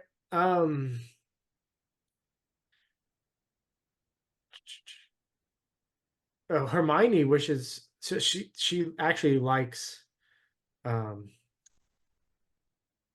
Professor Lupin, but Mhm. Hermione also did not have a chance at the boggart. This is true. So She would have been scared of getting a low, like just low marks on a test or something anyway. So or boys. yeah, something. So chapter 8, Flight of the Fat Lady. We ready to move on to that? Yes, we are. All right. So Pavarti and Lavender are highly into divination.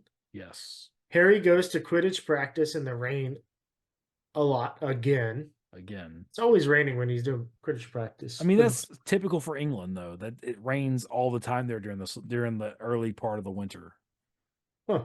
or the fall season, rather. Harry talks with Lupin over tea while the other students are at Hogsmeade. Mm-hmm. They think that Snape is poisoning Lupin. Well, Harry's like, why would you drink something from him? Like I can't believe you would trust him. And Lupin's like, I'm good with it. Then the fat lady flees her torn painting and supposedly Sirius slashed it. Well, they they try to get in. The canvas, the painting is all ripped to shreds. And see, and here's another one where I think we missed out big time because of them not putting the ghost in the movie or like as much interaction. Because this one, like, they're looking for the fat lady, and Peeves is the one that's like, oh, well, good luck finding her. She ran off. Sirius Black got mad and ripped up her painting. And they're like, what? Sirius Black? And he's like, and Peeves is just like, la di da. Thinks it's hilarious. Yeah. I think that would have been so much better than them being like, because in the movie, they're all standing there. Dumbledore comes up and like, where's the fat lady? And Filch like sees her, and they all go running off to see her. And she's like, Sirius Black did it. And that's when they all freak out. But with I just think with Peeves kind of almost making fun of it, it would have just added to the suspense. Because, I mean, of course, a poltergeist isn't going to care. Right. So I think they just would have added a little bit to it if they would have added that into the movie. I agree. Yeah. I really think they do miss out. The movies definitely take a hit from not having as much ghost interaction. Agreed. At the beginning of the chapter, we've got Parvati and Lavender. They're like whispering to each other about divination stuff as if Harry's on his deathbed. Right. Um, Because at this point, we've already had McGonagall say, hey, because that happened in the Transfiguration class where she's like, hey, you know what? Trelawney predicts one student every year is going to die, and nobody's died yet. So move on. And now, these two girls are like, no, she's the best thing ever. And everybody's just like, whatever. yeah, whatever. Um, I'm not sure how I feel about because this chapter they rehash. So J.K. Rowling rehashes all the Quidditch rules again She does that every time. for the third book. So I Yeah. don't know, like maybe it's good for kids to remember, like to be reminded of it. But It was very. I kind of get aggravated when I read it now. Like I get to that point, and I'm just like, yeah, I know you've gone over this twice. yeah, I feel the same way. Then Oliver tries to give another speech. He's like, "This is my last chance to win the Quidditch Cup. Right. I have no more chances." And even though the rest of the team were like, "All right, yeah, we're gonna do this," Oliver demotivated himself. Yeah. So unlike last book where he gave this amazing speech, before going out into the game. Here, he gave one where he was trying to drum up everybody. He succeeded at it, but then he got down about it. Well, because he starts off because they were supposed to play Slytherin, and they've been practicing to play Slytherin, and they find out they're playing Hufflepuff because the Slytherin Seeker's arm is hurt and the weather's crappy. And Hufflepuff has a new captain and a new Seeker.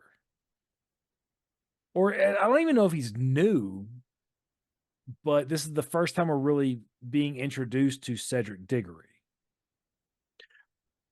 True. And I meant to look this up. Mhm. I swore in the movies that Cedric was also a Gryffindor. No, he was not. He was not No, in he the was not. movies. 100% no.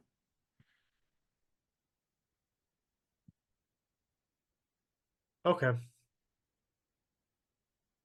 But I did, however, find it interesting that in the movie, I don't remember him being mentioned until the next book.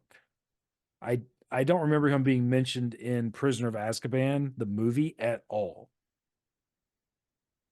I don't either. I can see it right here. Because I feel like in the book, matter of fact, in the movie, I don't even remember them Oh, making a he big was deal about having to play Slytherin at all. Like I would just remember them being like, "Hey, this is who we're playing for the first Quidditch match." I don't remember them making a big deal about switching it up. according to Google, Slytherin, not Slytherin, Cedric Diggory was portrayed by Joe Livermore in Prisoner of Azkaban briefly. So, I'd have to go back and watch it, yeah, same here. but I don't Uh, remember them making a big deal about it like they do in the book. yeah, neither do I. So then Halloween's coming around and they've got their first Well, Hogsmeade weekend. we need to get to the Quidditch match Oh, hold on. because the Quidditch match is pretty important. Yeah, but before that, Do we go through Halloween first?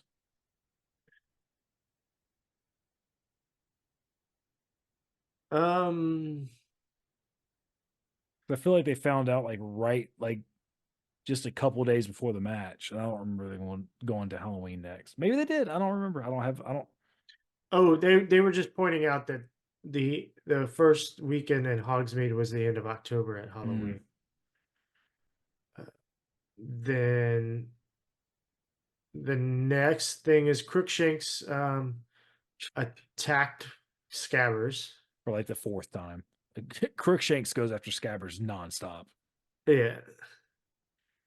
Uh, Definitely creates some tension between Ron and Hermione there oh, throughout the absolutely. book. They are at odds with each other this entire The book. Yeah, there's definitely. I think they do a good job of that throughout the whole book. There's like this constant tension between Ron and Hermione because of Crookshanks and Scabbers. Oh, I And agree. it never really lets up. Um, Lavender gets the news that Trelawney predicted on the 13th of October. Yeah, or whatever that day was. Yeah, whatever day it was. Her rabbit Blinky had been killed. Mm-hmm. Oh, the 16th of October, her rabbit was killed. And uh somebody said, "Well, look, this is Her, couldn't be what you were dreading." Hermione says it. Yeah, oh yeah. Logically, look at it logically. I mean, Binky didn't even die today, did he? Right. She just got the news today. Yeah. Like, Because then Ron chimes in, it's like, well, Hermione doesn't care about other people's pets anyway, so yeah. Um, we will get to the match, I think. I think I made some notes of the match. There's Easy. really to me there's only No, like two things that are important about the match. the match is in the next chapter. Okay, Grim Defeat is that chapter. So, makes sense. before we get there, so Colin Creevy comes back up to Ron and says, "Aren't you going to Hogsmeade, Harry? Why not? Hey." Colin looked eagerly around at his friends. "You can come sit with us if you like, Mhm. Harry." And so I've been watching season 2 of Love on the Spectrum lately. Mhm.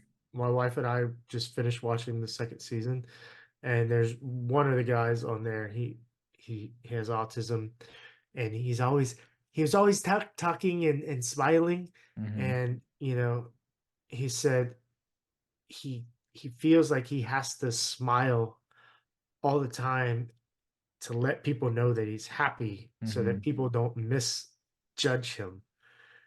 And he's always talking. He always has to talk, Mhm. and you ask questions, and then he'll ask questions like, "Hey, what's your favorite animal?" And person he talks to will say, he's just, "Oh, cool," and then he gives a fact about the animal, and then goes, Right. "Well, my favorite animal was this, and I like this about them. What do you like about this animal?" Mhm. Colin Creevy Is that guy? is that guy, like legit. Like Colin Creevy seems like he might be on the spectrum here. He might be. Um, Later on, oh, Lupin. Oh, yeah, Harry and Lupin are talking about why Lupin wouldn't let him. Sorry, Mhm. there was a noise. I think my wife and daughter are back from jujitsu class. Uh, why Lupin wouldn't let Harry face the boggart, and Mhm. Lupin says, "Well, that suggests that what you fear most of all is fear." Very wise, Harry. Yeah, So we because got he JFK. says I thought it'd be obvious. I figured the boggart would turn into Voldemort, and Harry's like, "No, I think it would have turned into the Dementor." And that's when Lupin says that, "Oh, well, that's actually kind of cool because yeah, But we got JFK. Lupin is JFK confirmed. think so." Like, well, yeah, I mean, what you fear most of all is fear. The But only your thing fear we is have fear to fear is itself. fear. While they were meeting, Snape set down a smoking goblet, Mhm. and then his eye is wandering between Harry and Lupin. Um, Harry is naturally curious of what that potion is. Right. Um, and of course, he drinks it, and And the then they goblet keeps are smoking. do what? And the goblet keeps smoking. Yeah, and then later on, Ron and Hermione are talking about it with Harry. And it's like, Mhm. do you think that he's poisoning him? Yeah. It's kind of strange. Why would you drink that? So Especially like, and they were like, well, why would he poison him in front of somebody? Like, that's just kind of weird. yeah, that would be weird. Mhm. Anything else you have in this chapter? I know you wanted to get to the Quidditch match. I want to get to the Quidditch match. I don't, I, Okay, so chapter 9, Grim Defeat. Um, Brief summary again, and then you can start wherever you want in the summary. Harry overhears Snape, Percy, and Dumbledore talking about Sirius Black. Gryffindor plays Hufflepuff instead of Slytherin because of Malfoy, the weather. So Mhm. we didn't learn about that in the last chapter yet. Mm. We learned about it here. I thought that's what they, for whatever reason, I thought whenever they announced that the match was going to be between Hufflepuff was because of the injury to Malfoy. Oh yeah, they do, but it was like right before the game. Right. Um, and then of course the Dementors cause Harry to fall off his broom. Cedric catches the snitch and wins, and the Whomping Willow destroyed Harry's broom. What do you Yep. want to talk So about? because so the whole thing about like Malfoy being like, "Oh, I'm so hurt. I can't believe we can't play this game," which everybody knew was a load of crap. Like everybody knew it was a load of crap. But then I did think it was kind of cool how the not necessarily that they talk about how the Dementors came during the match and Harry like fell off his broom during the match, but I thought it was cool that they make a big deal to point out how once Cedric realized the only reason that he had such an easy time catching the snitch was because of the Dementors and Harry fell off his broom. And he was like, "No, we want a rematch." And they're like, we can't do that. You caught You the already caught snitch. the snitch. Yeah. And he's like, "But I didn't want to catch it this way." Right. Like to me, that really says a lot about Cedric's character, which will mean a lot more going forward in later books. But that one point, he's like, "This wasn't right. And that I did not want to win this way." And they're like, eh.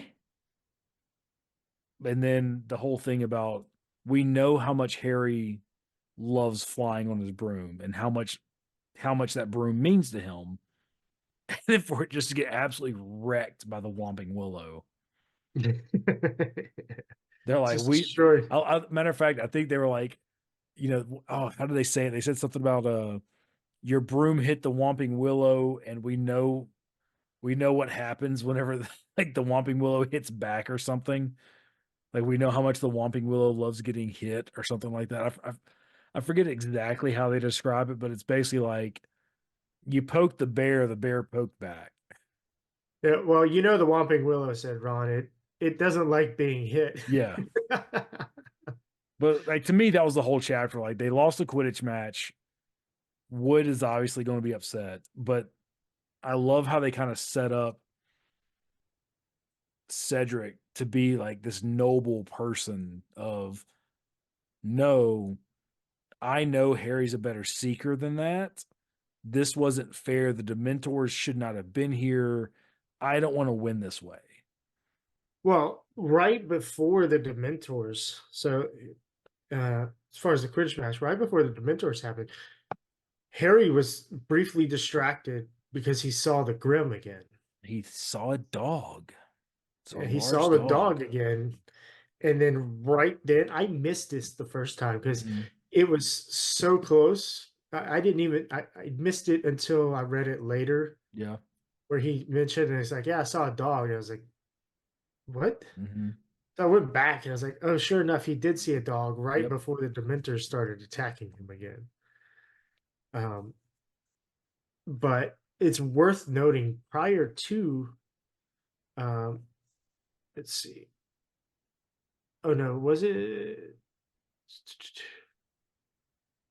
Oh yeah, prior to the game, um, was it, Snape was suggesting.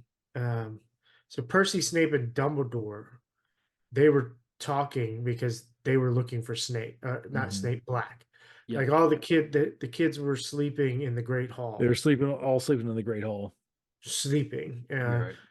and Camp out at Harry school. pretended to sleep when he was listening to them talk, and this is where he found out, like they think, like Snape thinks or suggests that Lupin had Right. helped Black enter Well, he Hogwarts. doesn't say it explicitly. He said he had concerns about certain new hires.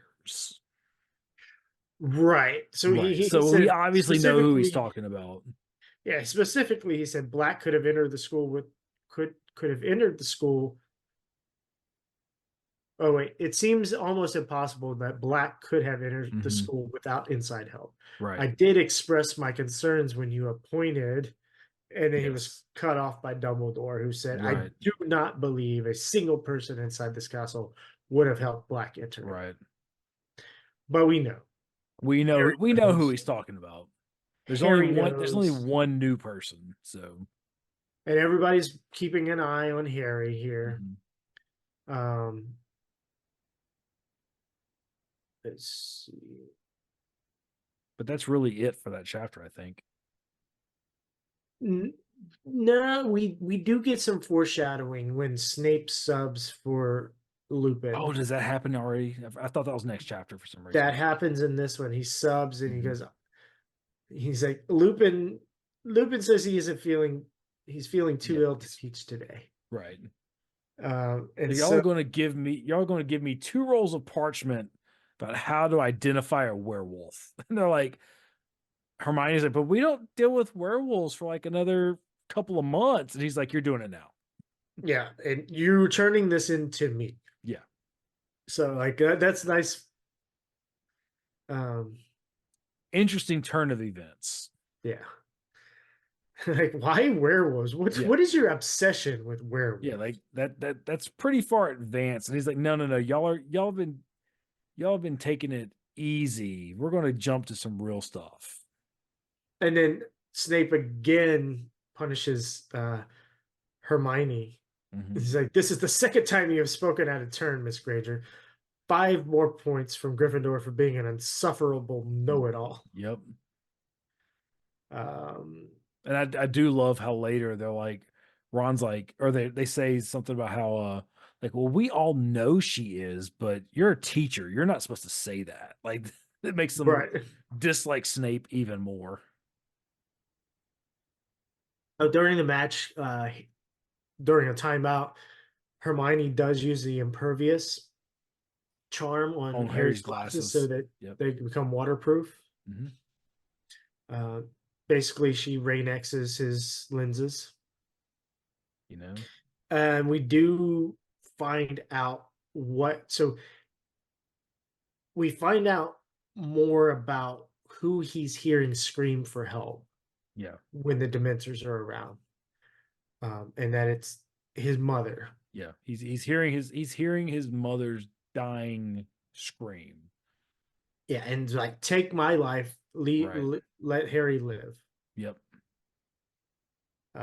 And yeah, so that's that chapter. The next chapter is really fun. The Marauders map, I chapter love the 10. Marauders map. Got a cool thing, few cool things that to point on in this one. And um, so one, the summary: Lupin promises to teach Harry defense against Dementors. Yep. Fred and George give Harry the Marauders map. Then Harry sneaks into Hogsmeade and overhears professors and Fudge talk about Sirius Black. So let's see. All right. So Lupin and Snape are taught. Oh, sorry. Lupin promised that he will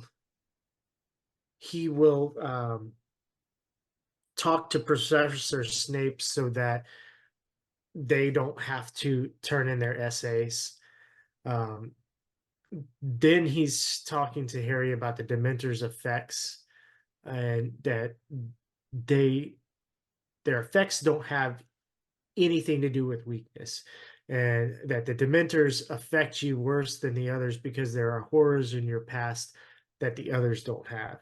So he's just suggesting, like, okay, you've been through a lot. So the Dementors' effects is going to be worse because of the traumas that you have gone through.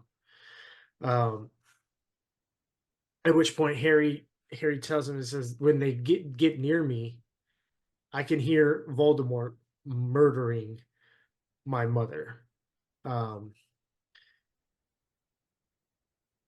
and so then they start discussing Sirius Black and how Sirius Black has been in the uh, pris- uh, prisoner in the Azkaban prison, and that it seems like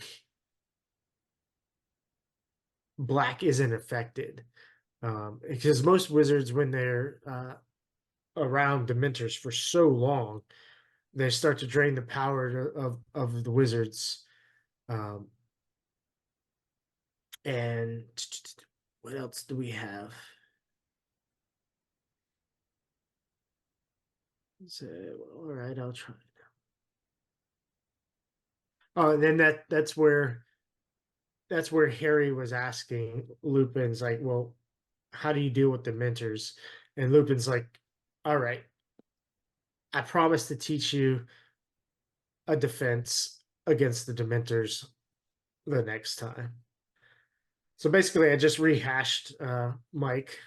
I rehashed uh, Harry and Lupin's discussion about Dementors, and they discussed why it affects Harry so much, Mm-hmm. and then Lupin noticed that Black didn't seem to be affected by being around the Dementors for so long, and that the wizards are usually drained by constant long-term exposure to the Dementors. Yeah, and that really kind of helps to me. That helped kind of explain why it affected Harry so much.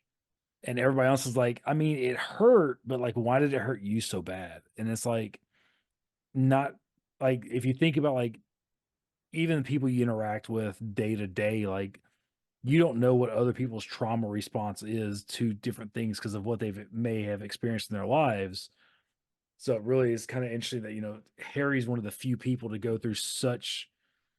I mean, he lost both parents at an incredibly young age. That's not something that most people will ever deal with. And Yeah, so everybody's like, or not everybody, but Malfoy and his crew are like, "Oh, you're such a punk," but they literally live with a silver spoon in their mouth, so they really don't know. They don't have any like, they don't have anything. They don't have any baggage, if you will, to kind of go along right, with that. right.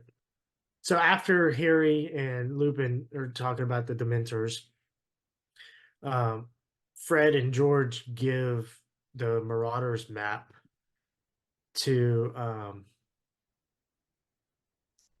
Harry, Mm-hmm. and they're like, "Hey, yeah, you can. This tunnel leads out to Hogsmeade."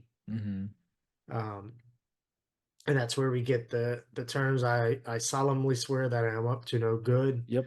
which just makes the map appear, and then Mm-hmm. mischief manage makes it disappear. See, and in the movie, I feel like so they don't really make as big a deal about the Dementors being able to see through like the invisibility cloak because I feel like Fred and George saw Harry trying to sneak out under the invisibility cloak because they in the movie they grab him and then he's under the invisibility cloak in the movie. But in this, they're just like, "Hey, dude," I don't even know why that showed up just then.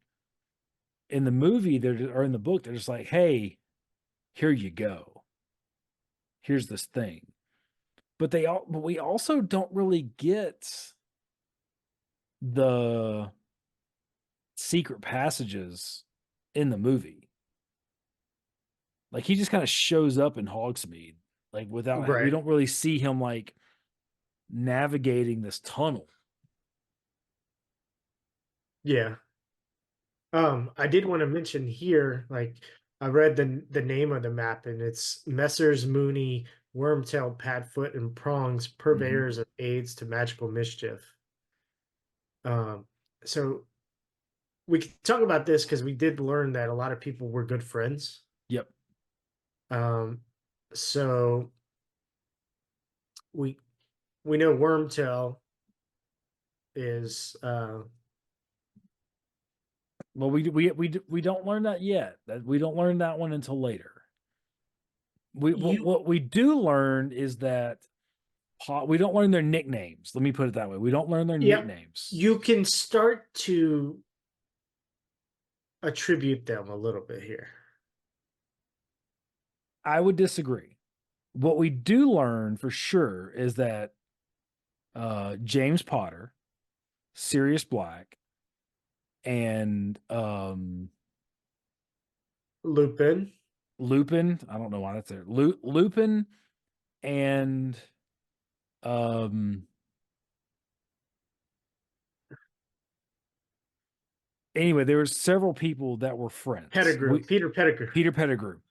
We learned they were all friends. We don't know anybody's nickname yet. True. They haven't discussed those, but None of that's come out yet. Well, we do definitely know that there were people that Potter had his like that James Potter had his little crew.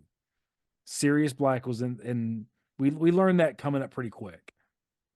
Matter of Yeah. fact, I think we learned that in this chapter. So I did want to. I did want to point out whenever Harry's ends up in Honeydukes, or uh, he shows up in Honeydukes, but yep, right after that, where they go to the Three three Broomsticks, broomsticks. Mm-hmm. the drink orders. So like McGonagall ordered a small gilly water. Hagrid ordered 4 pints of mulled mead. I mean, hey, he's a giant, so that's probably the same as us ordering a 12 Uh, ounce. Whitwick ordered a cherry syrup and soda with ice and umbrella. And then the minister ordered a red currant rum. Yeah, I've had a red currant bourbon and was not a fan, so it's too sweet for me. Gotcha. The the cool thing about the red currant bourbon was that it has a gargoyle on the top. But this is another one of those times where there's such a giant difference between the book and the movie, was because in the movie, whenever Harry gets into Hogsmeade, he finds uh Hermione and Ron at the Shrieking Shack and harasses Malfoy, like throwing stuff at him and doing all, like, basically just terrorizing him while he's under the invisibility cloak at the Shrieking Shack. And they're starting to look at that. Malfoy's kind of messing with Hermione and Ron, saying, "Oh, you're all picking out y'all's future vacation home, this, that, and the other." And then we start kind of moving back towards Hogsmeade after this interaction with Malfoy, and that's when, in the movie at least, that's when Ron, or Harry rather, sees like the minister and Hagrid and McGonagall going into the Three Broomsticks, and so he like runs in there with the invisibility cloak, and then like they go into a back room instead of just kind of hanging out in the main lobby area. Whereas in the book, they're just in the Three Broomsticks, and then the rest of these people come in, and he gets underneath the table, and Hermione like moves that she moves a tree in front of them, and they listen in on this conversation, as opposed to Harry like sneaking into the room and hearing this whole conversation. And that's when we finally find out that the reason why everybody's so concerned about Harry is because not only did Sirius Black do all this stuff, but he was James Potter's best friend, and he is also Harry's godfather. And so like the turn of events between the two are just completely different. But this is really the first time that we get this big sense of impending doom of, well, now we know that Sirius Black was the secret keeper for James and Lily Potter to help keep them away from Voldemort.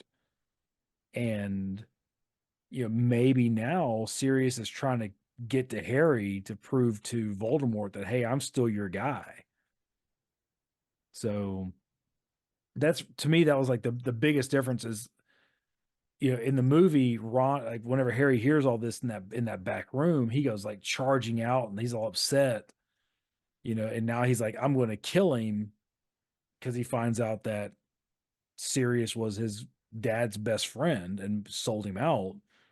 But in the book, it's just like, dude, are you okay? And he's like, yeah, I'm fine. I think it's crazy that this happened, but now at least I understand better why it's going on. Yeah, and I think at this point, as opposed to earlier in the book, now Harry actually has that reason to go after Black, right? Right. With that understanding, it's like, Mhm. oh, everybody believes that the story was Pettigrew disappeared. Mhm.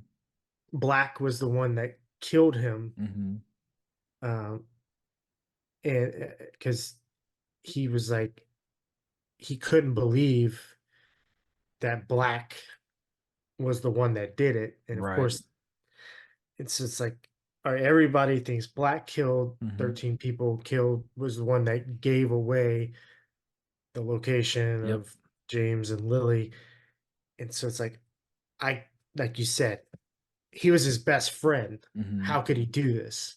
My parents are dead because of this. But even in the book, I don't get the sense that Harry's like, I'm going after him. Like to me in the book, I get the sense more like, now I understand why everybody's so concerned about me wanting to go after him. Agree, agree. But Mhm. he has that, like, he has a reason now. He Yes, has that reason now. Like, 100%. if he were to say he was going after that, Yeah, now it's explainable. As right. before, it's like, hey, don't go after Black. He's like, Yeah. Why? why would I go after Black? Yep. Like, Well, just don't do it. just don't do it. Okay, well, Okay, but why? why? Um, let's see. But yeah, this part, like this chapter right here, Hmm. specifically the section where he was underneath the table hearing the professors and Hmm. Cornelius Fudge discuss this. This is the moment where it really does, like you mentioned earlier in this Hmm. podcast, opens up the world. Like, oh my gosh, Right. there's so much more going on. There's so much more stakes. There's so many Yep. more people involved. Yeah, It's because not just Voldemort has it out right. for Harry. It's Voldemort has more going on, Hmm. and then Harry is a part of that. Yeah, this is to me, this is really the first time where there's like, okay, there's like a web now kind of circling around Harry, and we don't know which part of the web's going to close in on him first. Right. Is So there anything else I don't in think this so. chapter? And I mentioned it before, but apparently it's at the end. But Black seems normal in Azkaban. Like, Yeah, I did find it interesting that the minister mentioned that he's like, yeah, he's like, Black seemed so normal. He asked me for the paper, and like if you think back earlier, whenever Mr. Weasley's like, he kept muttering, he's at Hogwarts, he's at Hogwarts. But what this is the second, it's only the second mention of the paper. The first mention was whenever Ron sent Harry a clipping from the paper of his family in Egypt. And now we're hearing Black ask for a copy of the paper from the minister. Who's to say it's not the same picture that he's talking about? Because we don't really hear any much mention about the paper. yeah, And there's really not, and in this time frame that they're mentioning, why would Harry have been in the paper? Like this obviously isn't from the year before, where he's at the at Flourish and Bots with what's the guy's name from the last book we just read? Gilderoy Lockhart. Gilderoy. Yeah. Surely it's not I mean, why would the minister be talking about something that happened the year before? So Yeah. All right. So the very final interesting. chapter, Final chapter. the Firebolt, chapter 11, final chapter of this Hmm. episode. So Harry broods over Sirius. Yep. This is where he starts to feel like, now he Kind of didn't starts to feel that immediately have the hatred. reaction. Yep. Yeah, he didn't immediately have the reaction in Hogsmeade, Right. but now he's brooding over Sirius in the Hmm. picture, the wedding of his parents, and he's like, "You were his best man. Yep. You were the best friend. How could you do this?" Because he goes back and he looks at the photo album that Hagrid got him, and this is where he's really starting to kind of put it together. He's looking at the picture in the photo album, and he's like, "Oh, that's you. Now I know who you are, and I see how you were before." And he starts making comparisons of what he looked like before and what he looks like now from the newspaper. So he really starts to kind of build that anger and hatred. And I think he also mentions Wormtail also. Yeah, Peter Pettigrew. Pettigrew, yes. The- My bad. So yeah, we'll get back to that real quick in a minute. So Haggard is also down about Buckbeat. Yes. Harry gets a new broom. They eat. He eats Christmas dinner with like 2 or 3 other students, and then the professors. And then McGonagall confiscates Harry's new broom. Right. So at the beginning, I found this interesting. So he's looking over the picture, right? Right. And he's like, Harry lays still pretending to be asleep. Ron's trying to talk to him. Right. And then Ron leaves and he rolls over his back. His eyes are wide open. He said, a hatred such as he had never known before was coursing through Harry like poison. He could see Black laughing at him through the darkness, as though somebody had pasted the picture from the album over his eyes. He watched as though somebody was playing him a piece of film. Sirius Black blasting Peter Pettigrew, who resembled Neville Longbottom, Right. into 1,000 pieces. Mm-hmm. It's like, why Peter Pettigrew resembled Neville Longbottom?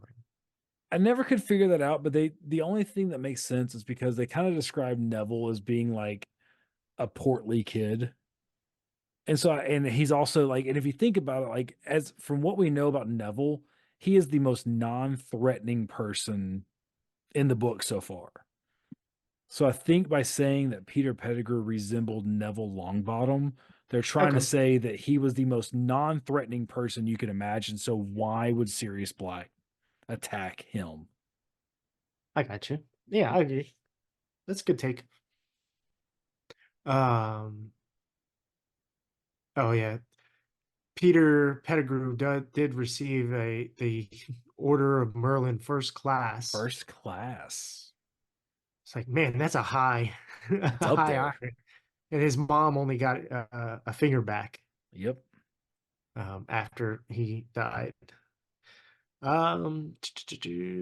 go to see Hagrid again. Sorry, Mm-hmm. they knocked, but there was no answer. Um, and that was after Ron and Hermione are pleading to an emotional Harry not to go after Black. They go to visit Hagrid. Right. Um, let's see. Then after talking with Hagrid, he's like, "Oh no, I'm gonna, you know, Buckbeat's up for on trial or Yeah, whatever."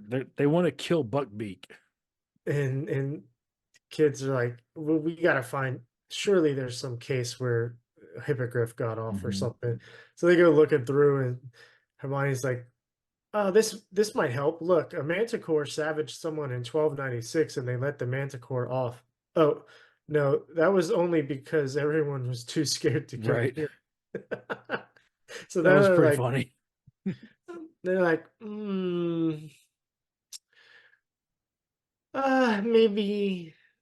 maybe not. Because like the first thing they found was a case where a hippogriff. They're like, oh wait, he was convicted. Ugh. Right.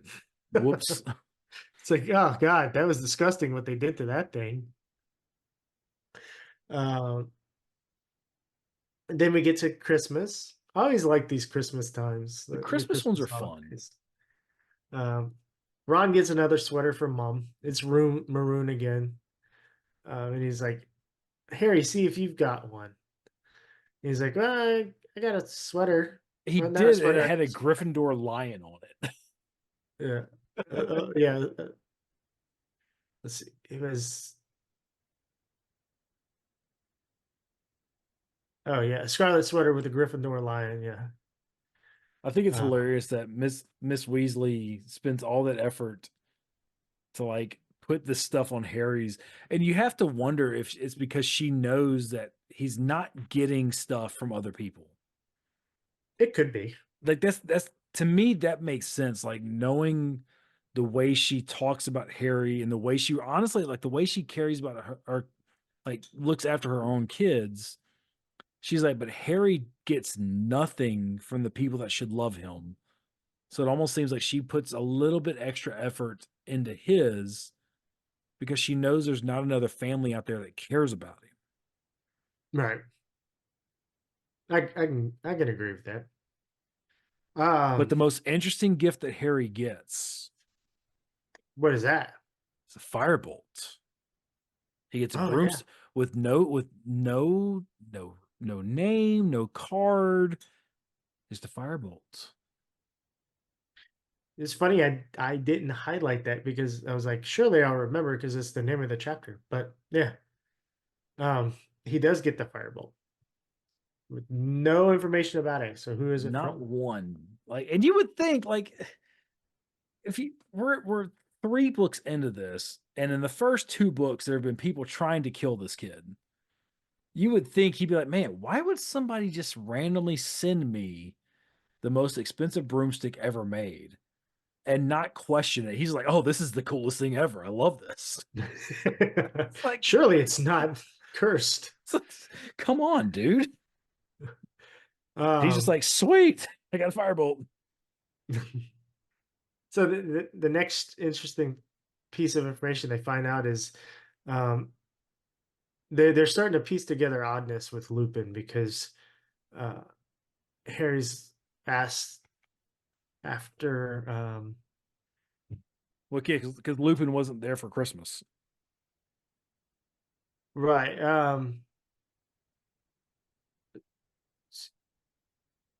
hold on. Yeah, he's like it could have been Lupin.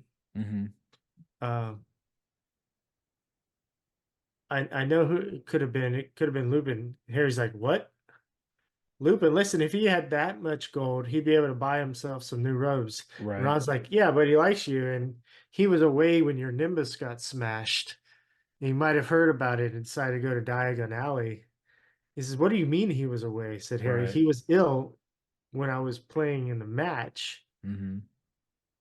And Ron said, well, he wasn't in the hospital wing. I was Right. there cleaning. We're like, hmm. Yeah, something's not adding up here. Um, oh yeah. Then later on, let's see, Crookshanks is chasing after Scabbers, Yep. and the sneakoscope is It's going whirling and crazy. whistling in Harry's palm because he pulls it out. They're like, "What's that noise?" It is in a sock, and he like grabs it out and it's going around, and then Crookshanks is hissing and spitting, and Mm-hmm. Ron's like, "Can't you shut that thing up?" Yep. Like nobody goes. Wait, And this is the second time we didn't talk about it before, but this is the second time that the sneakoscope has kind of gone crazy at seemingly a random time. yeah. So maybe it's not as faulty as Ron thought it was. Yeah, and the kids don't realize there's deception It's abounds, though. deception, trickeration, if you will. Trickeration. And then Hermione tells McGonagall, "Hey, Harry got this really tricked out broomstick. We have no clue who it's from." And And she's they like, and they we're confiscating it. confiscated it. And they're all mad at Hermione. They are. Um, And this is so to me in this particular book, between the book and the movie, this was one of the biggest differences. Because in the movie, Harry doesn't get the firebolt until the very end of the movie. Like it doesn't even come up. Like the broomstick gets like his nimbus gets broken at about the same time frame, but he doesn't get this firebolt until the very end of the movie. Matter of fact, it's like the last scene in the movie is him getting the firebolt.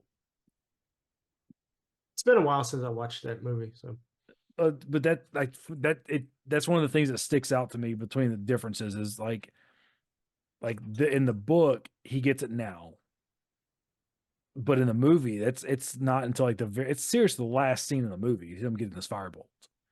So I think it's pretty important in the book that it showed up now and them confiscating it and them saying, "Hey, we think this might be from Sirius Black. We know he's a big, powerful wizard that's got it out for you. We need to check this thing out." Yeah. So The last little thing I had highlighted that was kind of funny is at dinner, Trelawney was asked to come join them and says, "If I join the table, we shall be 13. Nothing could be more unlucky. Never forget that when 13 dine together, the first to rise will be the first to die." yeah. And she sits anyway, and then later on, both Ron and Harry stand up at the same time, and she's like, "Wait, which one of you stood up Yeah. first?" They're like, I don't know. But I love how all the teachers just kind of like look at her, and every time she says something, they kind of roll their eyes. They're like, "Whatever, dude." Yeah. All right. Well, you have any last words? I don't. I don't. Cockroach, bubblegum. Lemon drop, truffle, cake. I did in the previous chapter when they were in Hogsmeade. There, I highlighted a whole bunch of funny, like Names. cockroach clusters. Mm-hmm. Yeah, Ron gets super excited about all the candy. Oh, they were talking about like, should we get this for Harry? Mm-hmm. It's like a blood flavored lollipop and stuff. Crazy. So next week, next episode, we're gonna do the second half of finish up the Prisoner of Azkaban. So The thrilling conclusion. the thrilling conclusion. I haven't got There to you say go. that in a while. You haven't. There's your tagline now. My tagline. So, the thrilling conclusion. as always, if you listen to this on Apple, Spotify, feel free to leave us a rating or a review. If you're watching us on YouTube, go ahead Smash and that subscribe button. You smash the like button, and then you subscribe and you hit that bell notification. I think is what they say, right? All the things. All the things. It really does help podcasts get out there, get more attention, get more attention. And you know, Mike and I would be doing this without y'all here listening. But if you're listening and you're watching, then it makes it that much more enjoyable. It does make it more fun. Because I'll tell you, I've so quite a few people at jiu-jitsu will watch or listen to it, and they'll come up to me every now and then and be like, "Hey, listen to that episode or something." Oh, nice. Which is pretty cool. So right on, man. But, well, all right. Well, we will see y'all next week for the second half of Prisoner of Azkaban. Yeah. Oh, and coming up, my friends and I in March, the first weekend of March, we'll be going to CoastCon in Mississippi, which is a gaming convention. Nice. And I'm bring my recording stuff and do a little discussion with my gaming guys. Yeah, you said you were going to try to you were going to record an episode while you were down there. That's going to be cool, man. Yeah, we'll do it in like the hotel room before we take our day clothes off and put our pajamas on. Right on. We'll go with that. I dig it. I completely dig it. Well, sir, right, you Mike. have a fantastic week, and I look forward to discussing the end of this book with you. I do as well.